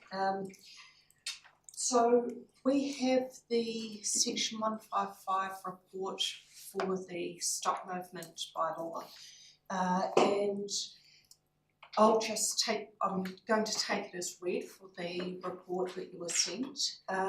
So I'm just going to run through a little bit of what we found and why we think we need to do quite a major update on this bylaw. And really good news, most of the farmers in this area are really compliant with the bylaw, and we do not have a lot of issues with the majority of stop movement. However, we do have a few repeat offenders, and we need to work on how we can manage this better. And also, we need to look at making this bylaw clearer and making it more understandable for people who are newer to the area. Waimakariri is a growth district, and so we have a lot more people who are less familiar with farming practices, good stock movement practices, and what is appropriate. So we need to have systems in place so that rather than calling up and having a rant about one or two cow poops on the road, that people understand what is excessive and what is acceptable. And how we can look at this is through making our bylaw clear of what is acceptable behaviour. The review also highlights that we do need the bylaw to ensure that we have safe movement of stock and we minimise risk to road users, both the farmers moving stock, the stock, and drivers, motorcyclists, and so on. We also need to be able to identify farmers who are non-compliant so that if we need to take action, we can take action against the correct people. We worked through customer service requests related to stock movements. We engaged with roading compliance and environmental services to look at, and also looked at how other TAs are working with the same problems. We came out of that with working out that we need to look at the language used in this bylaw. There's significant amounts of repetition.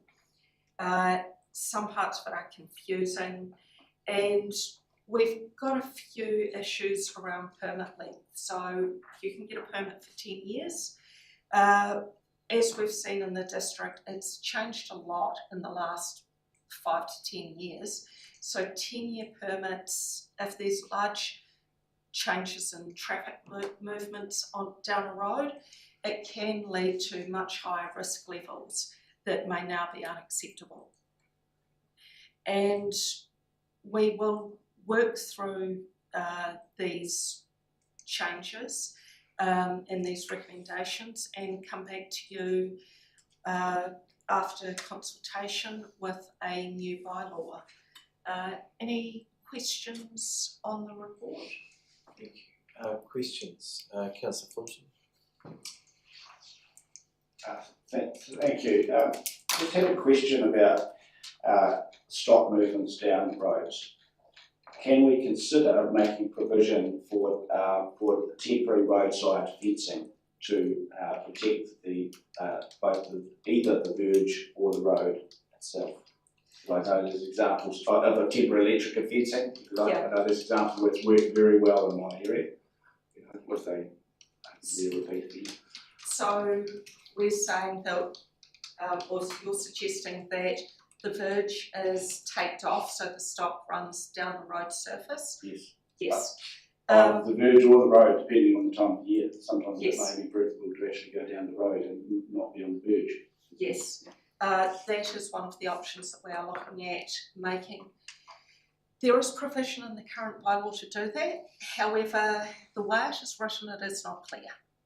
So we can add into the bylaw that under certain conditions, such as when the ground is wet, temporary fences should be put in place and then immediately removed once stock has moved past. Yeah.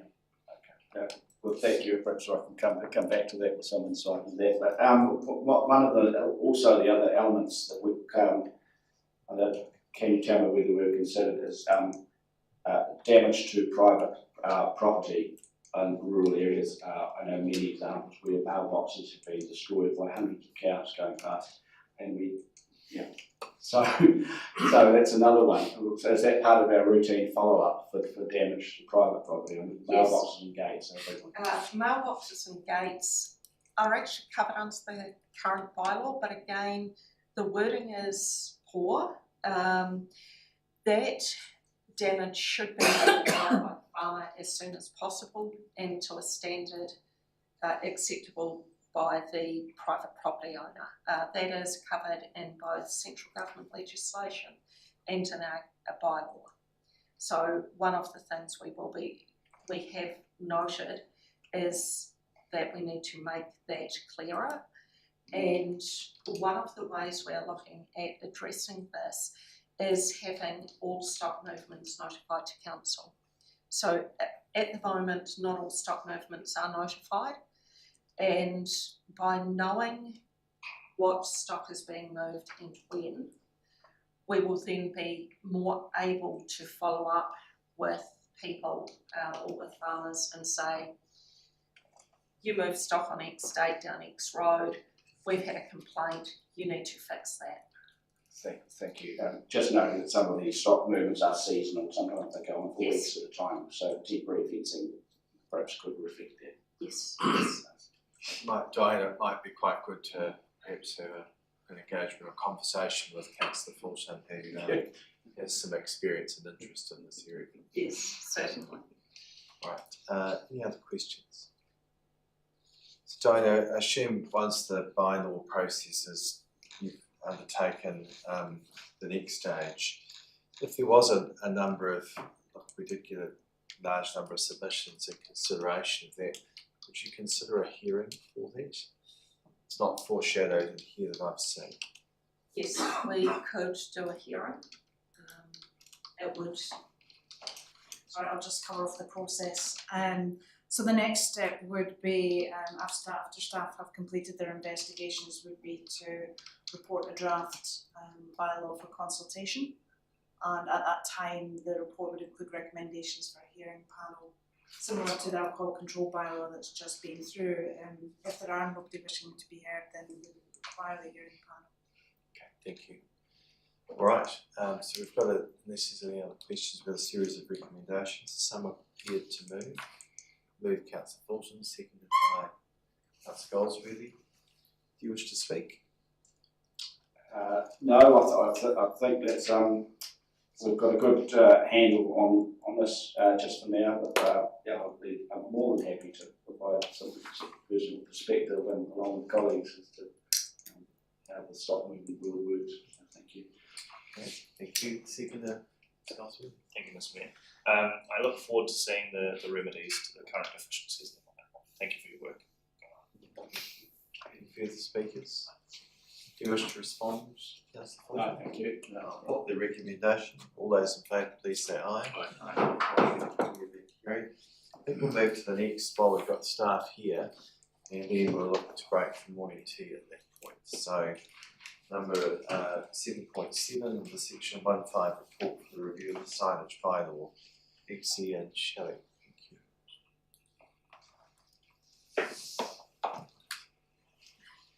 Silage. Thought I was happy days. I said silage. Happy days. Say silage. Sure, we've got the silage bylaw. We should have one. Yeah. I have to look at my Well, list. it's something you could consider. Working parties for that. See how well behaved you are. You may get your wish. Good. Thank you. Thank you very much. The purpose of this report today is to advise Council of the findings from the Section 155 review report and provide some recommendations from the assessment on the review of the signage bylaw 2019. So I'll take the report and attachment as read and quickly go over some of the key points just regarding the process and those review findings. Staff began reviewing the signage bylaw in November 2024. Now the process began by looking at internal stakeholder interviews, and that included with staff from the Development Planning Unit, Environmental Services Unit, Strategy and Centres team, Roading and Community teams from November to December 2024. Externally, staff conducted early engagement with the Waimakariri Access Group, as well as businesses within the Rangiora and Kaikoui town centres, and that was between January and February 2025. The review also took into account Council's service request data to understand what types of signage bylaw related issues have been most frequent since the bylaw was last reviewed, as well as methods used by other councils used to address the same issues. In April this year, staff presented to the District Planning and Regulation Committee with an overview of the Section 155 report that has been produced as part of this review process. The review has resulted in findings which recommend some administrative changes to the bylaw, for the most part, alongside some more significant changes in relation to Clause 9, which is footpath signage and advertising. Pending endorsement from Council today, staff will investigate the potential for a replacement signage bylaw to account for some of the shortcomings that were identified in that review process. And happy to answer any questions on that. Thank you. Any questions of Alexia and the team? If I can. Yes, just a brief one. One of the bugbears that I have is event signage, which seems to stay up long after the actual event. Is the bylaw?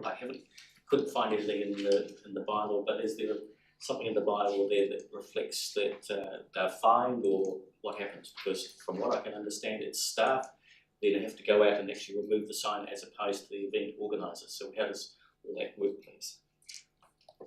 Yes, so under Clause 8 of the signage bylaw, that would be your event signage.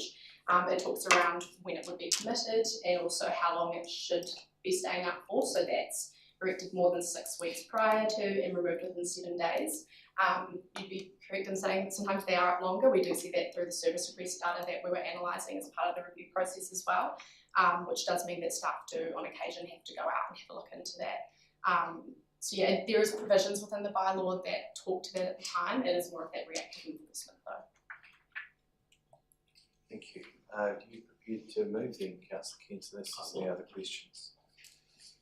Do I have a seconder if Councillor Kent's prepared to move? Seconded, was it Councillor Williams? Councillor Kent. Only apart from thanking you for the work that you're going to be doing, keeping the actual place nice and tidy. I look at all of the signs that are actually out and about, particularly going down between Kaikoui and Wood End. There is signs for Africa down there. It becomes quite a nightmare. So by having a bylaw, you're going to clean up the area. So thank you for the work that you've done. Thank you. Councillor Williams. Oh, thank you for that as well. I am concerned about some of the structures being put on footpaths with some of the signs as well, with the blind foundation, etc. So it needs to be looked at very seriously as well. Thank you. Any further speakers? Thank you. Do you wish to respond to anything? Thank you. Okay, I'll put the recommendation. All those in favour, please say aye. Aye. I'll declare that carried. Thanks, Dixie and Tash. Thank you. Right. We will break now for morning tea. Everyone's back here for 11. 11 6. No?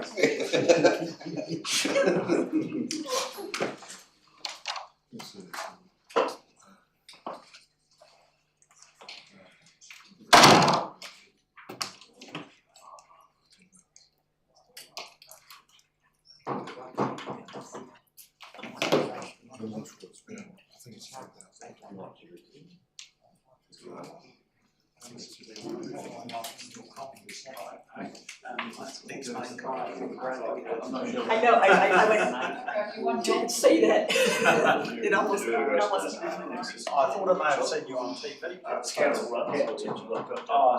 I know what you're talking about. Yes. No, I was doing jobs. I wonder if that's the cars I see in the bus. Lucy Lawless. Actually, there are a couple things that hark back to my old. I looked to see if you were there. Is that a different program? You see so much muck on the road, it'd actually be great. Probably, well, you know, must be correct. Round up. I had to No, laugh. well, can't help the car. It's great.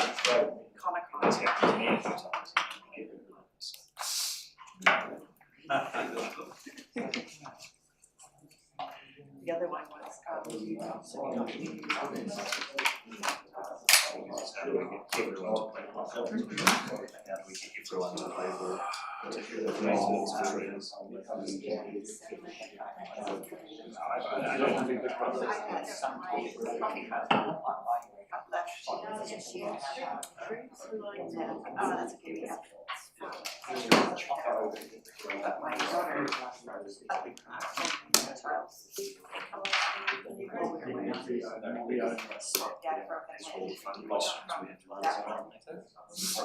she took away because she's just moved.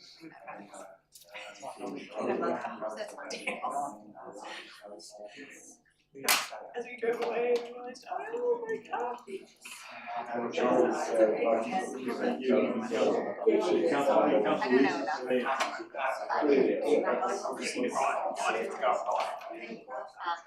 Believe it or not, I know, and you know, it's very yes,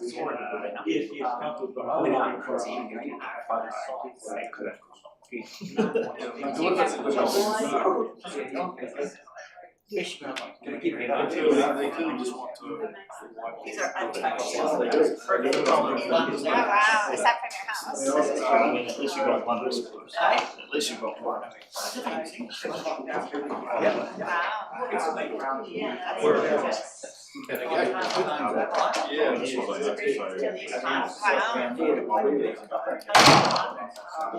Did you see it with your naked eye?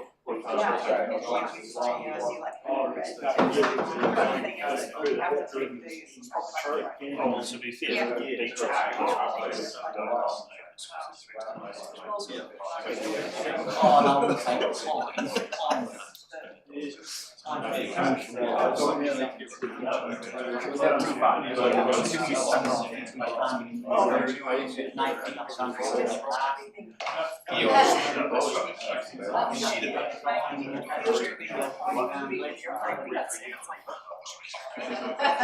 So some of them are on fence posts, other ones on just like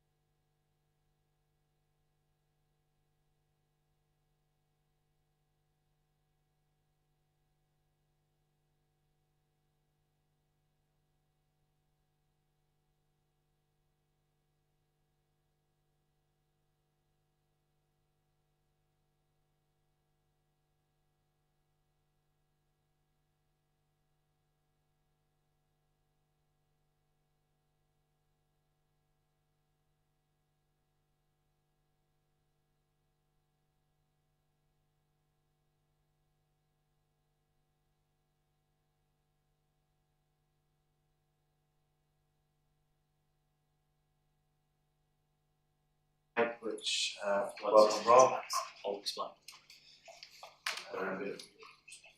Pages 396 to 405, Pegasus Bay.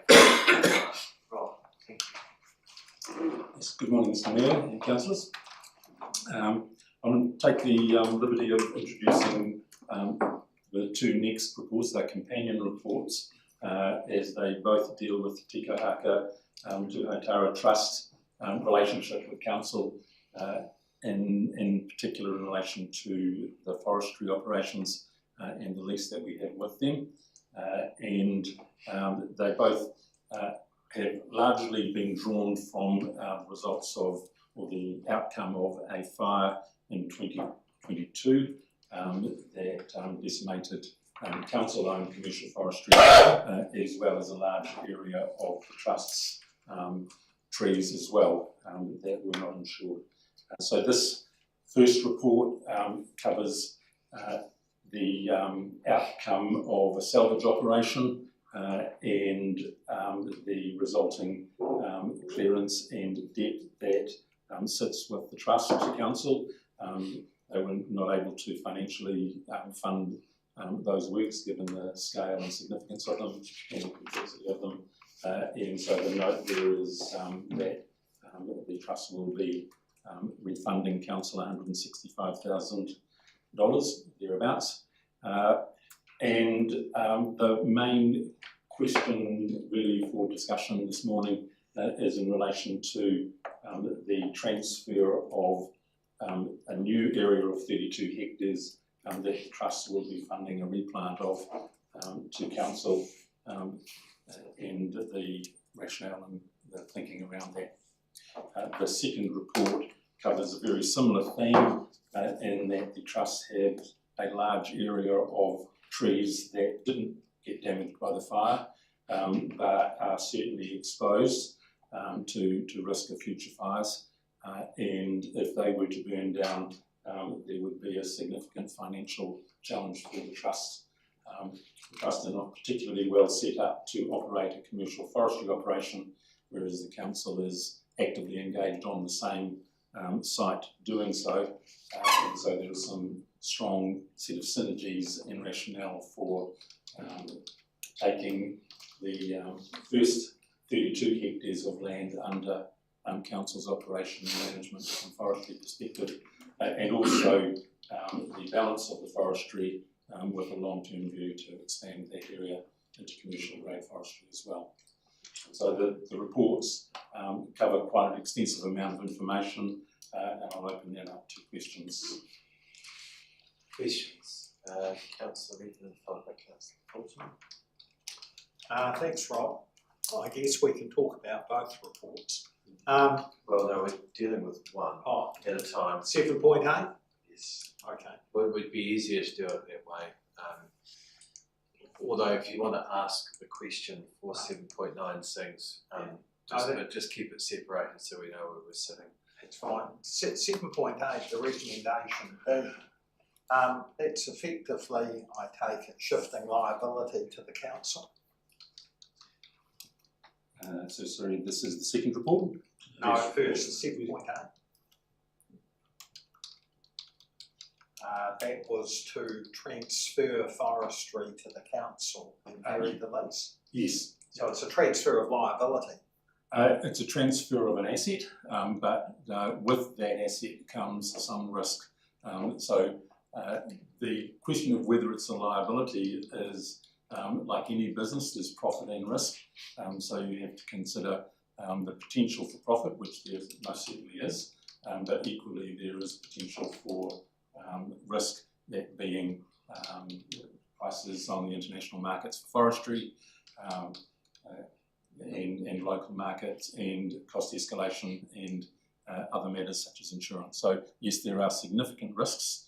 I'm not sure that I would deem it a liability at this point in time, but there are definitely some risks that Council need to consider in taking this on. So I take it then that the Trust at this stage considers the risk outweighs the profit, hence a desire to transfer.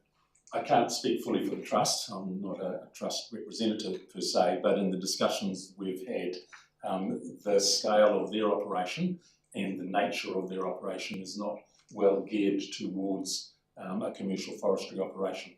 So there's more around finding the synergies, if you like, between council's existing forestry operation on the same site and their position.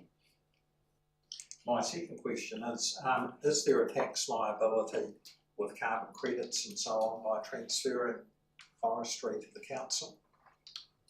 Technically, the carbon credits, or you might consider them liabilities if in fact you are caught with fire and it is not insured, then that most certainly is a liability. They stay with the land. They are not associated with trees per se. Well, they're associated with trees, but they sit with the land, not with the crop of trees, because trees come and go, and managers come and go. So MPI are primarily interested in holding it against the land because it's greater security for them. So there are no consequences for either trust or the council, tax-wise, for transferring? Not from a tax perspective, but from MPI's position is around that's not a tax liability, it's a penalty liability if you don't replant a deforested area within 4 years. Thank you. Thank you, Councillor Wilson. Thank you, Mr. Mayor, thank you, Rob. Just 7.8 again, with the point B.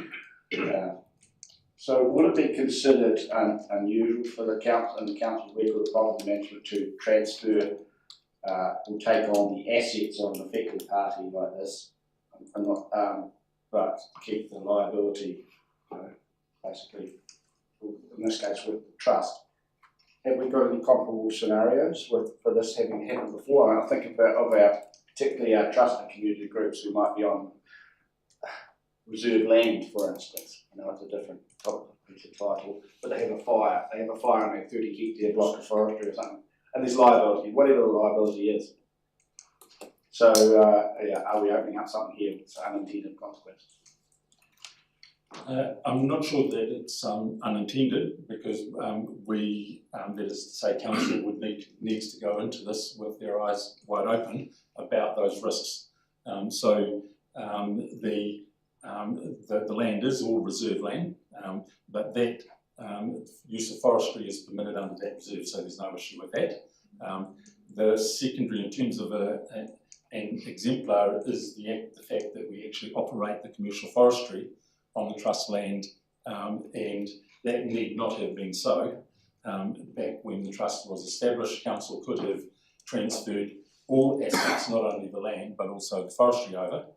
It chose not to because the trust was not really well geared. Its primary objectives were not geared around a commercial forestry operation, and its resourcing wasn't set up on that basis. So in establishing the commercial forestry on the trust land, you can argue that that effectively sets a precedent, and from a reserve management and from a legal perspective, there's no particular reason why we can't operate as such. But in terms of the unintended consequences, taking on any business operation comes, as I mentioned earlier, with some risks. Profit and risk go hand in hand in commercial. So the risks are ostensibly around things like fire, but it is in fact that arena. As merchantable timber, we can obtain insurance cover. If it's not merchantable timber, then it's actually quite difficult, and a lot of this area was not really looked at and considered as potential for commercial. But when we have undertaken that review, there's quite a significant amount of existing commercial potential there. It's not fantastic trees, but once you replant, there's no reason why that new forestry couldn't be a fully commercial operation in its own right and in its own phase. So, profit and risk. Just secondary to that, I know you're not you're not on the trust, you don't sit on that side. But is it a consideration for council, presumably the financial viability of this liability for the trust has been considered, and the effect it will have on them and repaying this?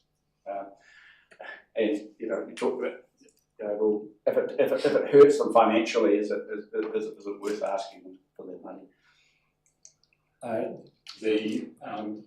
The trust have acknowledged that council has actively supported them over the last 2 years to deal with what has been quite a difficult position in terms of that the cash flow requirements to fund an operation like this. They fully acknowledge that the debt that council has, or the spend that council has undertaken, needs to be repatriated, and they can do so by selling some of their carbon credits. The carbon credits are in the order of $800,000 to $900,000, depending on the value of carbon credits at any point in time. They fluctuate, but there is ample money for them to do that, and also to cover the replant costs. I probably would say that it's unusual in a normal commercial environment for forestry. Your starting point is, like any investment, is in the establishment costs for the forest. In this instance, council's position is somewhat, or the challenge, the risk, is somewhat offset by the fact that the trust are planting those trees up front and covering that cost. But in doing so, they are also offsetting the liability that they would have if they don't do anything, because they would then get hit with a fine from MPI, and that is a substantial fine, over $1 million. So there's a logic path for them, but there's an advantage, if you like, in this taking on this risk, this proposition, that we actually get an established forest as part of the deal. Thank you, that's very good. I think you just answered one of my questions there with that last question. Just around, is there less or more risk in the fact that this is a 50% owned trust by council under a CCO with a very different makeup to any other group, in which you're talking about precedent, given that the trust is exactly that, is 50% council anyway, and the way to address any of those anomalies that the questions around Councillor Fulton was talking about would be through the SIO. Yes, sir. SIO? Yeah, that's right. Yeah. No, other way around. SIO. It obviously, no one would want to see this happen, but if MPI, if we did not do anything and the trust didn't do anything, then MPI could take its action against the trust, and that would then obviously put the trust financially into a very difficult position. As settlers to the trust, council is a 50% contributor of that, so we carry a liability, a residual liability, by being a settler to the trust. It's a complex set of relationships, and I appreciate that that's not easy to try and get your head around, but there are also important factors here. Council's involvement with the trust is not only because we're looking at a commercial gain here, we support the same or very, very similar outcomes that the trust are engaged in terms of recreation, environmental progress over the course of many decades to regenerate sand dunes, to do all of that good stuff. So there's consistency in terms of the outcomes that council is interested in, as well as a commercial aspect of this. So this has got a bit of a blend of both. And just my last question, if this doesn't happen this way, what's the result? Clearly, the scenario I outlined just previously with MPI would be a disastrous outcome, and ultimately council would have to carry some of that as a consequence. But there are other options. So the trust could establish itself in the forestry game and operate a commercial forestry arm. Clearly there are inefficiencies in doing that. So there is again a question of the level of support that council provides trust from a different perspective, not in relation to the lease and the forestry operation. Council is actively supporting the trust in a number of different ways. So there would be a number of consequences, if you like, of that path. It also would make things that much more complex. It's already challenging operating a commercial forestry operation on reserve land that is open to the public. So if you put two different forestry operators potentially on the same site, there's just that much more, the clarity around roles and responsibilities becomes more and more clouded and more challenging to navigate through. So there are some sensible pathways in terms of administrative efficiency. Thank you. Are there any further questions? Councillor Williams, then I'll come to you, Councillor. On recommendation C, council leases 271 hectares. What's the cost to the council for leasing at 271 hectares?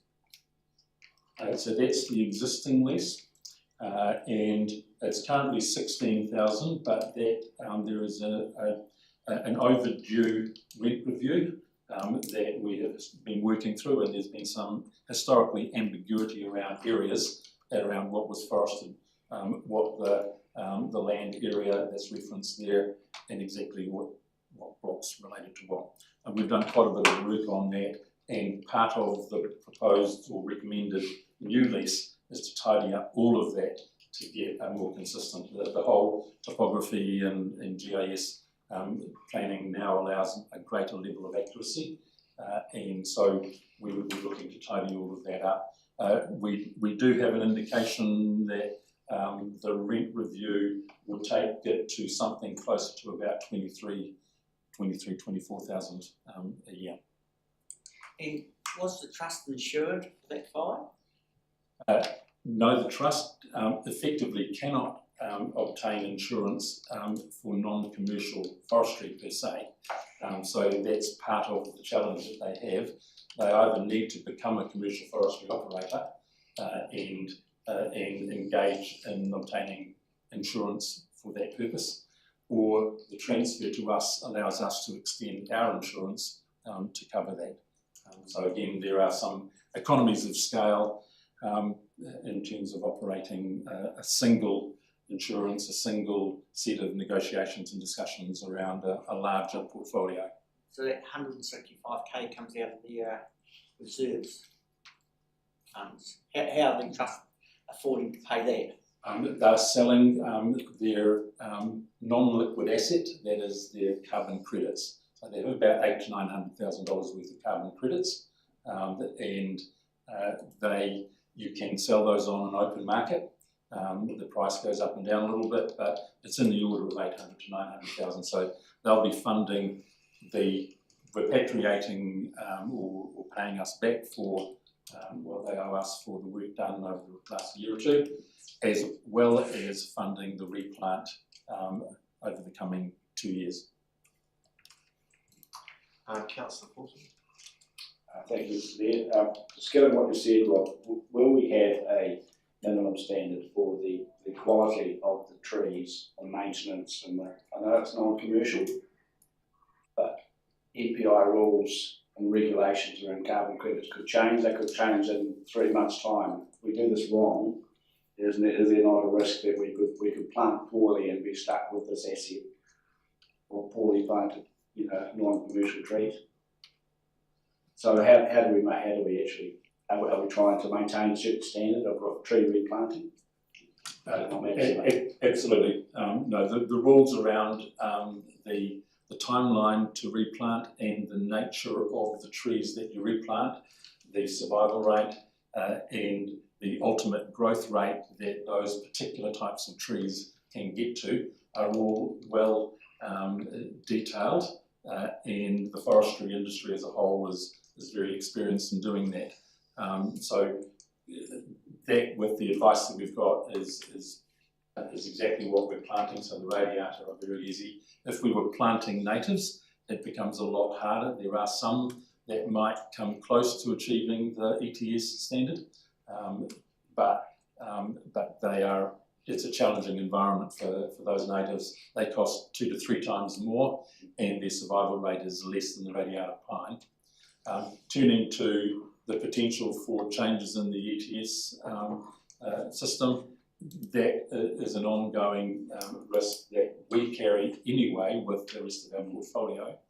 But I think those things need to be borne in mind that we are a very, very tiny player in a large industry, and if the government were to make significant changes to the commercial forestry industry, that would have a very substantial impact on that larger industry.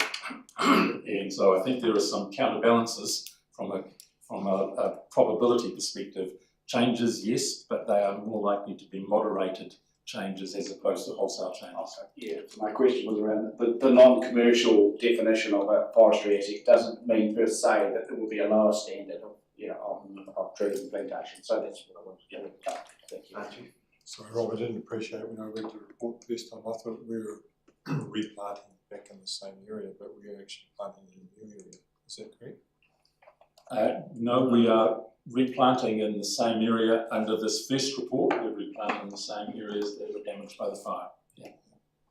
So will we be claiming any ETSs on that? So you can't claim that the ETSs that are associated with that fire, that burnt area, already exist. They are the ETSs that the trust effectively hold, the carbon credits that they hold. So you can't claim them twice. Okay. Sorry. Question. Is a question, Councillor Blackie? A question, Councillor? Do you wish to ask a question? Sorry, you'd like to move? I'll move you. Okay, well, I'll be first. Councillor Redmond can move, and seconded by Councillor Blackie. Councillor Redmond. Thank you, Mr. Mayor. I wasn't quite sure what to make of this report when I first read it, but I've been satisfied with the explanations given the questions, being some good questions, and I think I understand it now. And the way in which we can mitigate our risk, I guess, is the fact that if this is commercial forestry, we're able to insure it. So, whilst I didn't originally see it as a win-win, I think it is a win for the trust, and I don't see too many downsides for the council by taking over that additional 32 hectares. So on that basis, I'm more than happy with the recommendations. Councillor Blackie. I'll observe. Any further speakers? No, Thanks, Rob. Great report. We've been going round in circles with this for a couple of years now, and this report is excellent, and you've explained it well in your verbal presentation today as well. So it all comes down to 3 salient points. One, we're the trust, and I say we, I've got to put my right hat on, the trust is in round figures $160 in a hole because the clean up for the fire didn't produce the income we hoped. Number 2, 160K to replant, which we can only do by selling our credits. And the third thing, of course, is we don't want to be there. In our mission statements and our OIs, we're not interested in forestry. And Rob made the point that we're tiny, that the council are tiny. Well, we're a flea on the back of an elephant. The council's involvement in forestry in the park is 10 times ours. We are minuscule, and we don't want to be there. It was never an intention of the trust to get into forestry, and we don't want both sides, the iwi and the council, don't want to be there. So there are obviously strategies of a large operation that are advantageous. So I'm probably straying into 7.9 here a wee bit, so forgive me. But the fire. The fire to TKT was sort of the equivalent of the earthquake to council. If we'd been a private enterprise, it would have completely wiped us out. We were just lucky that we have backup from various sources. But we lost $1 million worth of trees.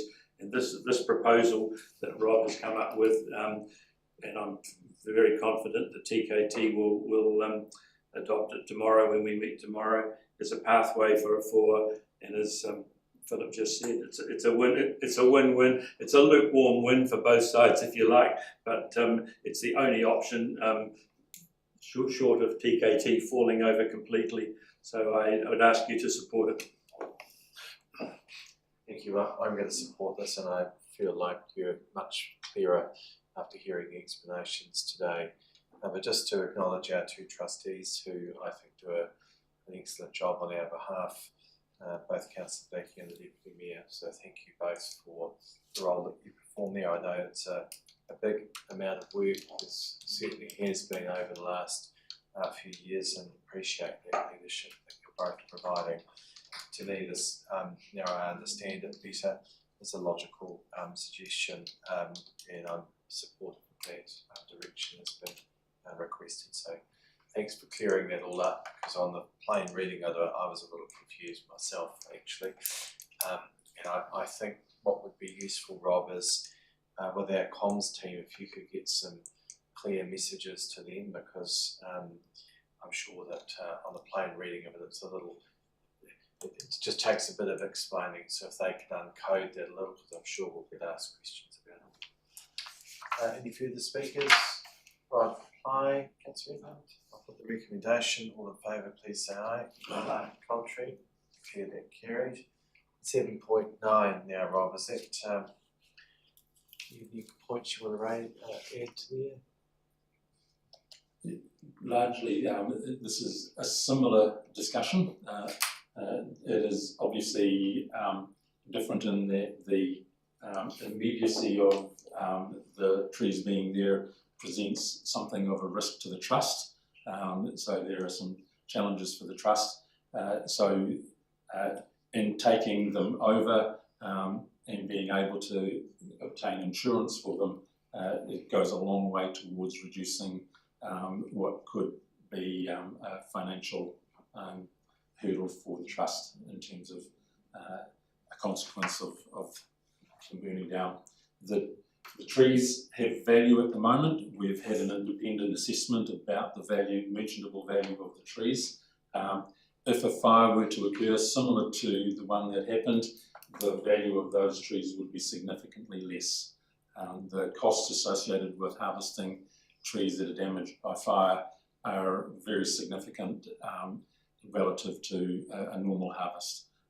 So there is value in the trees. They go most of the way towards covering a replant.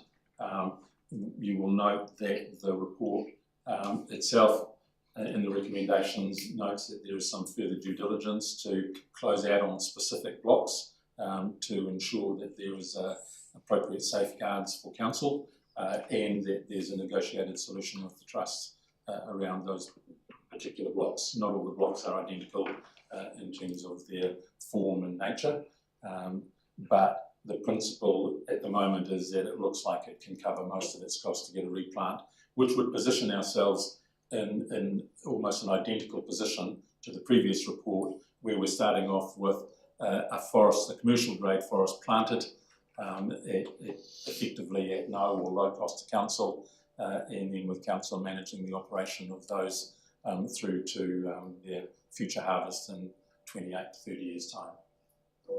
We're open to any further questions. Thank you. Any further questions of Rob? View to move, Councillor Blakey, seconded by Deputy Mayor. Do you wish to speak, Councillor Blakey? Very briefly, we've covered it pretty much in the 7.8, I think. It's a good way forward. You've got to remember that this whole forestry thing in the coastal park is kind of unique because it's a recreation zone at the same time, which doesn't apply to a lot of forests. We've got dozens, if not hundreds, of people going through it all the time on multiple trails with horses and walking and you name it, and of course, and access from with the hoons from the beach, which we can't actually stop and control. So it's a very different situation from someone who's got a couple of 100 hectares or whatever of land up Swannanoa or something on a farm, which they can control and keep the public out of. So we in all our recommendations and deliberations, we've taken this into account, and Rob's mentioned that several times. So yeah, we'd be very happy for this to go through and to assimilate both the trust and the council's forestry, and hand it over to Rob. Thanks, Jason. I know you've got to go, so if we could just put an apology. Jason. Thank you. Continue. I just want to reiterate that. I think, look, the trust has a 200-year plan, and as trustees, we certainly looked at it from the point of view that what we'd love to do is plant the whole thing in natives, forget about it, and just move on. It just is entirely impossible at the cost and the way it is at the moment. But that would have been a preferred option to the trust. And the reason I mention that is that I just want councillors to realise that none of this is taken lightheartedly. There's been many pretty hard conversations, to be quite honest, around the table to get to the point that we're in. We've had a look at Ngāi foresting as well and what they're doing. Unfortunately, it didn't work so well for us at the present time, so who knows in the future where that will go. But I mean, the object of the game is that every time the forest is cut down, you take 40 metres of that forestry and plant it into back into natives, and eventually, of course, it doesn't take a rocket scientist to work out that you fill the hole and all of the pines are gone. But at a point, that becomes totally non-economic to do. So you have to take the plunge. So it has to be very carefully planned. And I think the fire really did, for both sides actually, highlight some issues that none of us were probably aware of really. And just lucky that it was insured to be able to at least get to where we are now. So I hope that you will support this one. And again, I'm speaking about both reports as opposed to just one, but just be aware that the trust has taken a huge amount of time to consider what's in front of you today and see where we can get to, and as well as council staff. And thank you to Rob for leading that in the way that he has. Thank you. Any further speakers? Right, reply if you wish. I'll put the recommendation. All in favour, please say aye. Aye. Contrary, declare that carried. Thanks, Rob, and appreciate it as a complex area, and thank you for the best that you've been doing on this. Really appreciate it. 7.10, which is the local government annual conference, 0. I'll take the report as read. Thank you. Any questions of Sarah? So we've got some spaces there. Is there anyone interested in going? So let me just get those. So it's Atkinson, Fulton, Mealings, Reverend. I'm not sure if Jason is or isn't, but I'm happy to put Jason down. Goldsworthy and Cairns. That other fellow. Is anyone else interested? Paul? Okay, so we've got budget because it's local. There's 16,000 in the budget as I recall. Sarah, is that correct?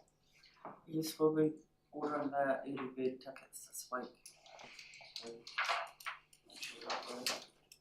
Okay, so there's... Is there an indication also from Councillor Ward who's away? Councillor Ward might be another that is interested in going, but there'll be enough for... There's 7 councillors there, plus myself and the Chief Executive, which are in there. So is their budget sufficient for that? We do have the estimated cost, $1,700 per head. So I know you would be a little bit of an overspend. Yes. Yeah. So there is. Yeah. Both fund up, yeah. Okay. All right. Well, I'm happy to. Is there anyone? So we've got B would be approved. Atkinson, Fulton, Mealings, Redmond, Goldsworthy, Cairns, and Ward, subject to obviously councillors Goldsworthy and Ward advising if they wish to attend or not. I'm happy to move that. Happy to move. Is there a seconder for that? Councillor Bryan, would you like to speak? No, I don't think so. Need to. Any further speakers? I'll put the recommendation then. All in favour, please say aye. Aye. Contrary? Declare that carried unanimously. Good. Thank you. Right. Item 8.1, which is the health and safety wellbeing report, Chief Executive. Just taking the report's been read. Just one point of note, which I wasn't up to date with, is that on page 430, when they refer to the science safety position, that's the old recovery position. And this name changed because apparently people sometimes don't recover. Oh. They did obviously recover in this instance, is it? Yeah, that's good. Thank you. Any questions of the Chief Executive? Someone prepared to move? Councillor Bryan, seconded Councillor Williams, I'm sure. Do you wish to speak, either of you? Any further speakers? Of the recommendation, all in favour, please say aye. Contrary, declare that carried. Now have committee minutes for information. Someone prepared to move the 9.1 to 9.4? Councillor Williams, seconded Councillor Cairns. Williams and Cairns, do either of you wish to speak? No. I'll put the recommendation then. All in favour, please say aye. Contrary, declare that carried. Item 10, there's a recommendation. There's community board minutes for information. Someone prepared to move? Councillor Blakey, seconded Councillor Mealings. Do you wish to speak? I'll put that. All those in favour, please say aye. Contrary, declare that carried. County Council portfolio updates. I have nothing to update around iwi relationships. Under Greater Christchurch Partnership update, we had the last partnership meeting a few weeks ago. They were just report backs to us around the program. There is a review which we've highlighted here before, which is looking at the effectiveness of the partnership, whether it's still fit for purpose and whether it's needed going forward. So that will be, there'll be some report back, I would say, before the end of term. That's been independently undertaken. Both CE and myself were interviewed, and I understand Councillor Mayor and Councillor Mealings, as our other representatives, were also interviewed, and that team that were undertaking it, which is through Martin Jenkins, seemed well over the brief and well understanding of where that position was. So, or where respective positions were. It'll be of interest to see what they certainly recommend. Any further, Councillor Mealings or Deputy Mayor, anything they'd like to add to that about the partnership? Yeah, I'd probably just, with. Yes. No, I was just asking, so do you wish to speak to that? Yes, please. Thank you. Just I guess a bit of an update that Tracy Tierney, who had been the secretary leading that, she's gone. John Bartels has stepped in as the chair until June. Jeff is now the interim chair of CAG, and we have submitted the MRT application to round one to the NZTA. I have written down, that doesn't sound right. Right, okay. But there's things are moving slowly. Thank you. Sorry, I thought we advised that Tracy had moved on, so if we had apologies for that. I thought we'd done that without. It was common knowledge, so apologies for that. And Jeff has, as you've indicated, kindly agreed to be interim chair of CAG, which is the Chief Executive Advisory Group. So thanks, Jeff, for undertaking that. Any questions of us? Councillor Cairns? Comment about the rail? Well, you don't want to go there, don't you? No, well, if you have a read of the that came out of left field, to be honest, last week. There were a number of things that came out of left field last week. I did actually just state to the chair of ECAN that would have been nice to have known, and it seemed to have come out of left field for them as well. I spent quite a bit of time responding to media queries on that. Our position, which I've basically said, we'll just see where that gets needs to effectively. If Kiwi Rail are interested in progressing that, we will hear. But as far as I think Mike Yardley's article summed it up quite well today, in the sense that this has been explored many times, and the passenger transport system that we have in place now needs to, or what we've got in present place, which is the bus system, needs to operate well. If there is to be rail in the future, it needs to be viable, but it also needs to be backed by a good business case. That's what the MRT is actually doing in that space, and we've got that work is progressing. It needs investment from the Crown if that's the work. There was some comment at the partnership about just while I think about it, perhaps around light rail and those others and MRT and corridors. There was perhaps a little bit of criticism levelled that may not be perhaps a level of investment coming in as some would like to see it. I'd just like to make it clear that my estimate back of envelope is that we've received over $1.5 billion of investment into Greater Christchurch and Canterbury in roading, William Bypass, Second Bridge in Ashburton, Pages Road, Barham Street.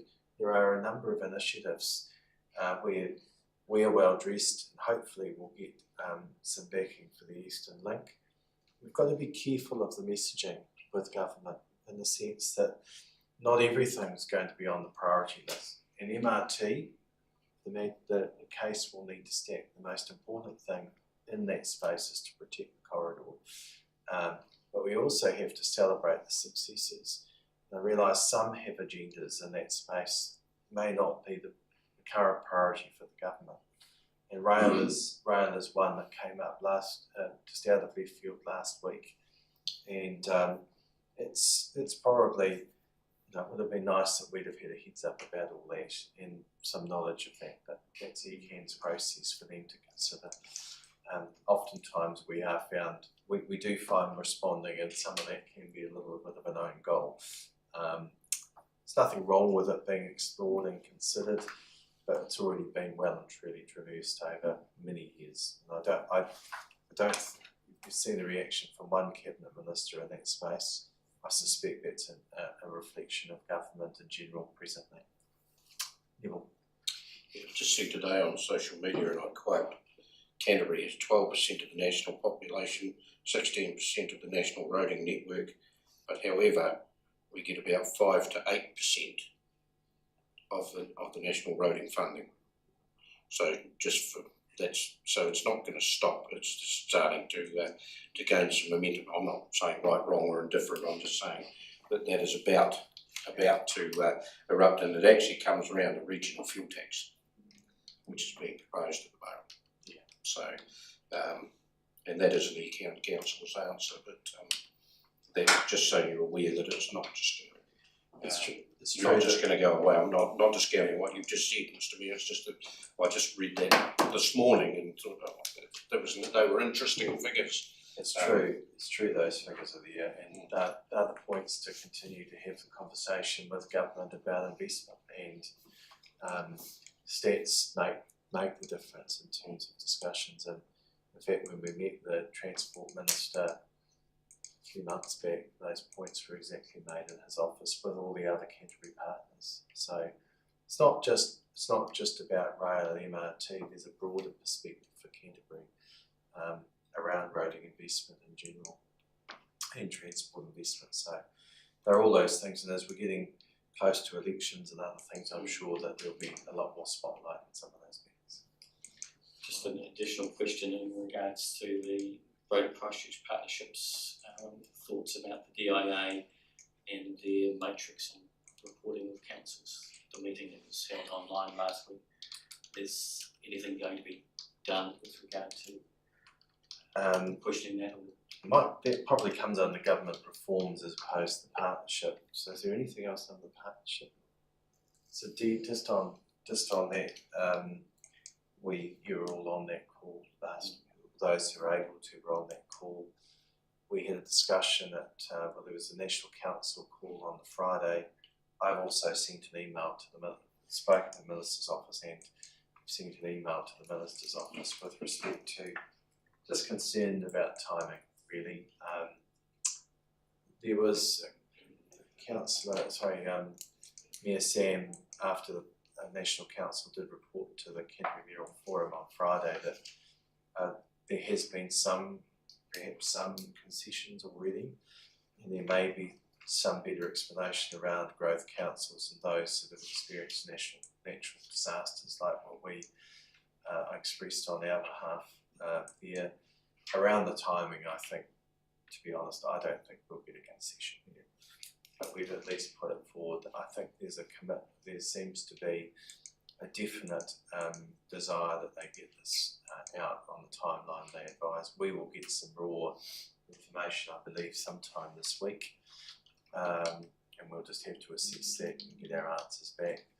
They're looking to see what they can do at a national level to collate as much information as possible so we get an understanding of what the benchmarking looks like. But there is a meeting on later this week with the Minister, and the President of National Council will continue to start to push that case. I guess there's the battles you can win and there's the battles you can't. If we can get some concessions, great. We'll still push for around the timing, but there was a view put forward which I think is valid. You can push it and it might get closer to the election as opposed to now where you've got that time to perhaps explain it a little further. Ideally it would be post-election, but it's not in our control, that one. Thank you. All right, Jeff, is there anything you want to add on that? No, we've got 14 days to respond back to them. I understand they're going to make it a bit more clear. I spoke to a couple that were on the working group and they did say to them that there would be issues presenting information on a global basis that covers so many councils that we're all different. We all have different functions and activities that we find that we have in our communities, but I think my opinion is that a lot of it will go under the radar, but those that actually look at the information will be more confused than ever when they start looking at comparing, say, our council to, say, Napier. Napier is very much contained from town area and not a hell of a lot of rural areas that we've got. So we both have covered swimming pools, we both have libraries, but for the rest of the council activities that go on are a lot different. So I thought it was interesting that they talked about transparency. They wanted us to be more transparent. And I thought it was ironic that we should actually have a meeting earlier that day about how transparent we are with regard to the consultation about our annual plan and all the other long-term plans. So, yeah, it was interesting. It's a farce of a process, it really is. And DI, it's hardly been one of partnership, and that was what I put in my email, was that it would be useful if they did partner more with councils, and so that the information was tested so it's relevant not only for our councils but also for our communities, which is to Jeff's point, how much of this information will actually be genuinely useful. I'd love to know what it's cost to develop and why they've settled on the New South Wales model as opposed to wherever else, or not something bespoke for here is beyond me. But it's far from being collaborative, and I thought the slap to us all was, comments noted, that's something you're just going to have to message and make sure you get right in your communities. Well, we're not asking for this, so anyway, we could go on all day. I think so, yeah. Thank you. There's nothing else that I want to raise under government reform, I think. We're fairly over that. Unless there's any other questions. Canterbury Water Management Strategy, Councillor Fulton. Oh, by the way, Mayoral Forum was resolved Friday. Oh, good, I was just about to ask that. Yeah, so that will be effectively to come back with, to work with respective councils around the model that we would like to see. That's what was agreed on. Okay. So we'll work work through with EPM what that looks like in due course. So they may live 5 another day. Thank you. One point I just wanted to raise, because it was shared in correspondence with several of us on the zone committee and various council positions the last few days. It's an email forwarded from Arapata Reuben, which comes from Jessica Riddell at Ngātahu, and it's headlined Camel River E. coli levels. Now, some of you may have seen this. I'm happy to share it with the drainage utilities. But basically, it talks about, by definition, the state of the CAM, where it sits on 5-year averages for E. coli levels, and there's a whole lot of sampling involved. So that's one point. But factors that recent zone committee colleague Arapata has said, if you're a koto, we've failed right in our backyard. These are that ... I was really disappointed by the way that was sort of delivered, not just from the source, but it came to him individually, then it was shared with us, and and we're sort of left but thinking, what do we do now? So I would like to share it, please, with you, Mr. Mayor, perhaps with the right parties. Perhaps it goes to our staff. Yeah, it goes to our staff. We can follow that up. And get a response. So I think it is worthy of response, because I haven't responded. I haven't seen any other shared responses to it. It is a significant point.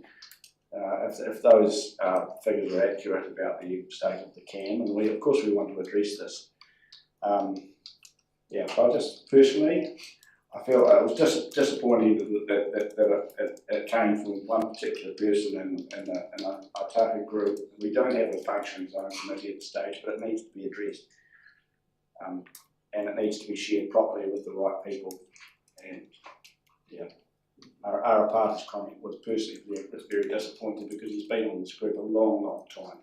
Who did the report on the King?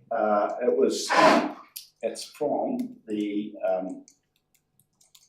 Jessica Riddell, and she is the principal advisor solicitor from Te Kura Taka Ine Limited. Oh, right, so it's not Otahu's own group. Yeah. Otahu's own group, and we really, and that's one of my points, that we really have had precious little to no interaction with Otahu and his zone committee on any issue, and now we have one that's sort of just comes out of the blue and felt a little bit blindsided. But we can just. I think if you're happy, Councillor Ford, if you could share that with Jared and get that appropriately considered in some lines, but a response back would be useful for us to do.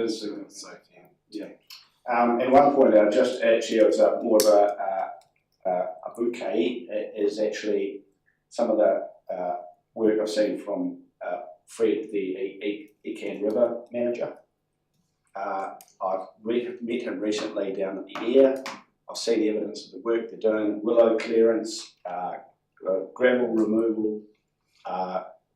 So if that can be conveyed to, I think I can see some really good evidence that they've been more proactive and responsive, for dealing with weed and willow clearance and gravel and that sort of thing. So I don't know how widespread that practice is, but it's really heartening to see that, because we've asked a lot of questions about that work done in the air, in other words, and I think they're doing as best they can. So thank you.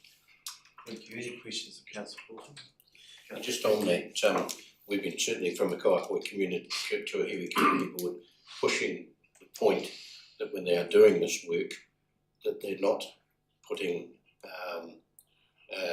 stuff, branches, so on, into that lead through the tributaries into the Kaikooi River, because that's exactly what they are doing. They use the catch net process, but they are definitely making navigation and safety hazards for the waterway in which is used. It is not the Kaikooi River, or the tributaries to the Kaikooi River are not your normal flood path.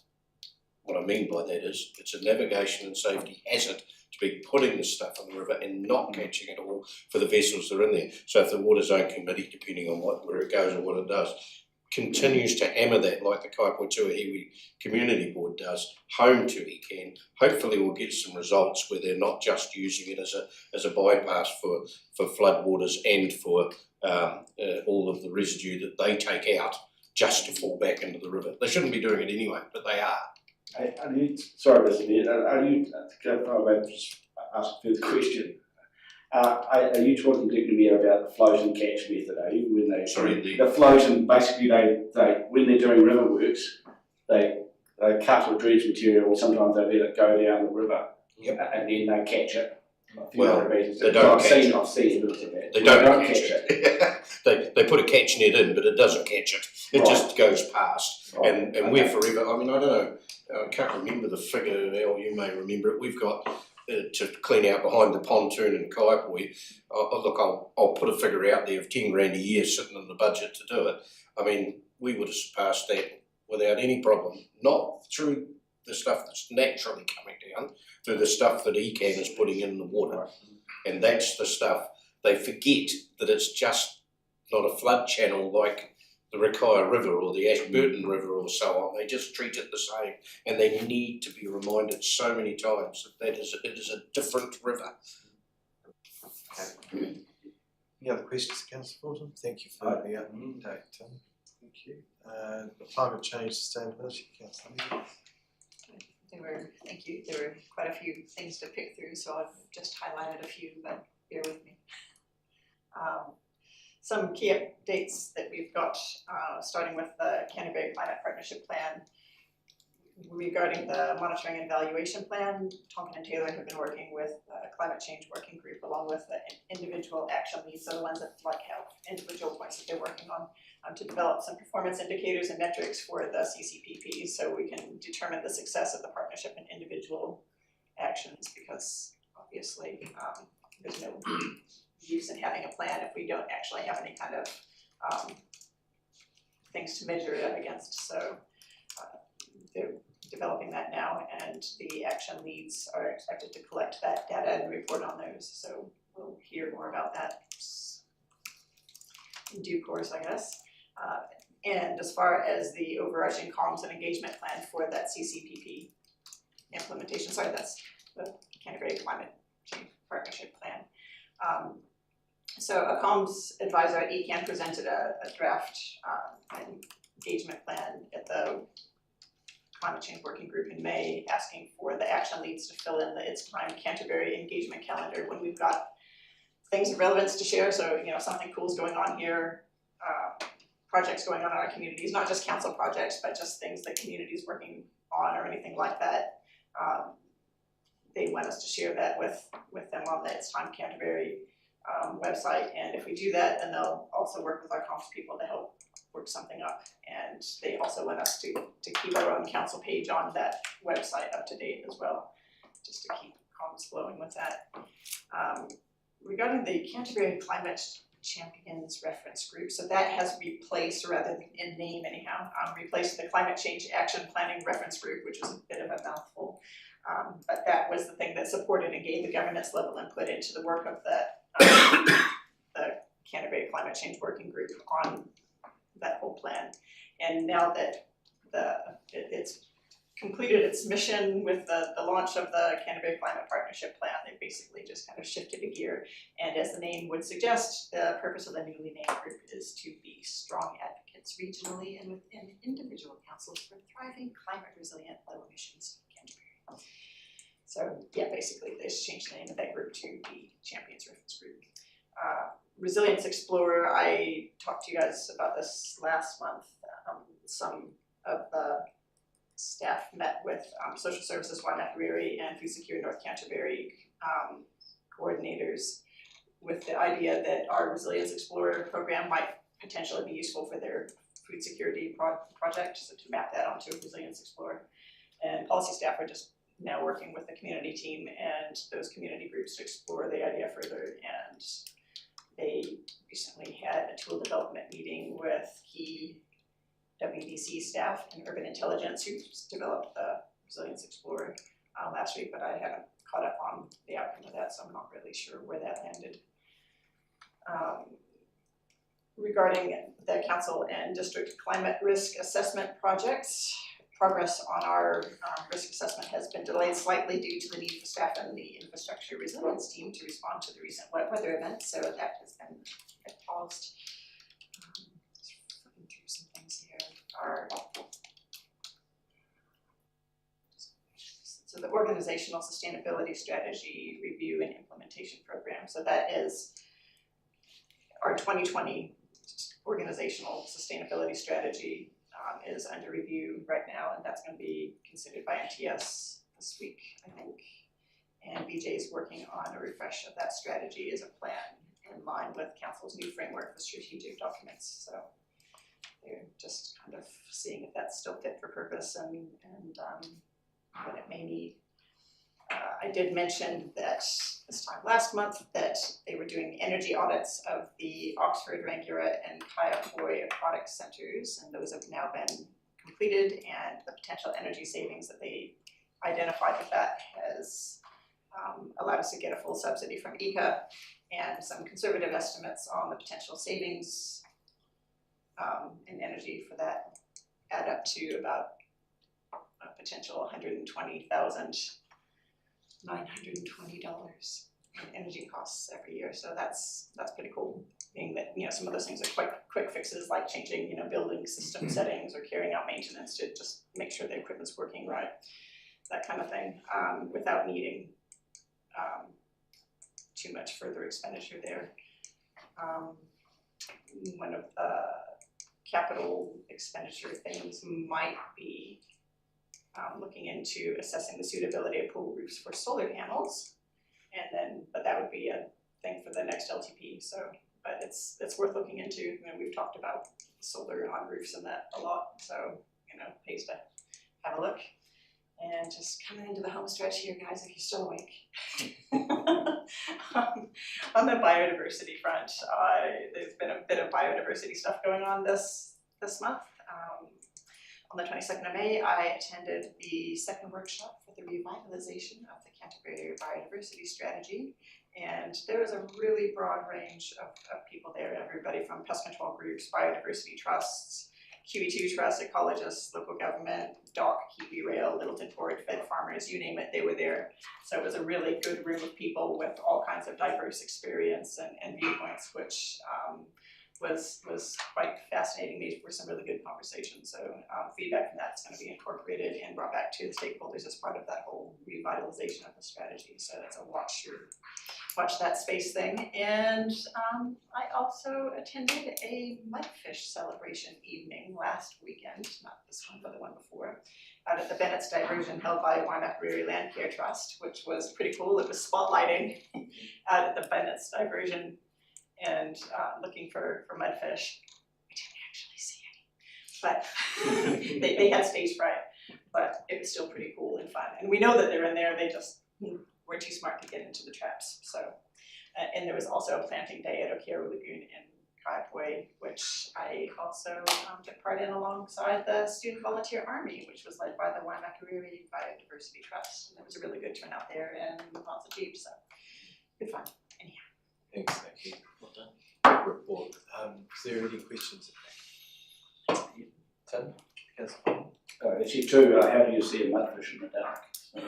With spotlights. Anyway, no, my other question was, big flashlights. Yeah, my real question was actually the aquatic centre, the energy efficiency.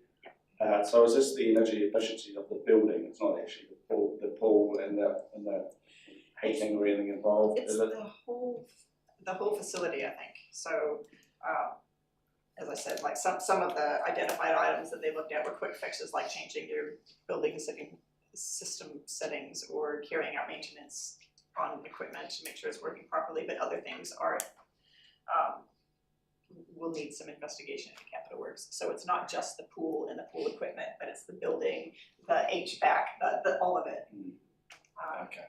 I just wondered whether we could I please see the figures for Oxford Aquatic Centre? I know that's been one of the considerations about any length of extending the season and the cost of running the centre.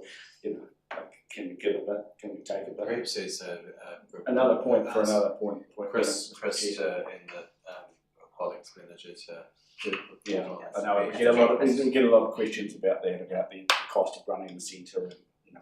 So you're saying to take our $120,000? Well, even a little bit, if there's a little bit of saving, can get another 3 days out of the season sort of thing, you know. Yeah, maybe that's something good for Chris and to report on in due course, it'd be good to know. Right, thank you, Nikki. International relationships and property and housing. I have nothing, Mr. Mayor, we've got property this month and international relations happen due to people not being able to make it. Okay, any questions? They're overseas. Alright, okay, so I've got no questions under standing orders, no general business under standing orders. We're now going to move to public excluded.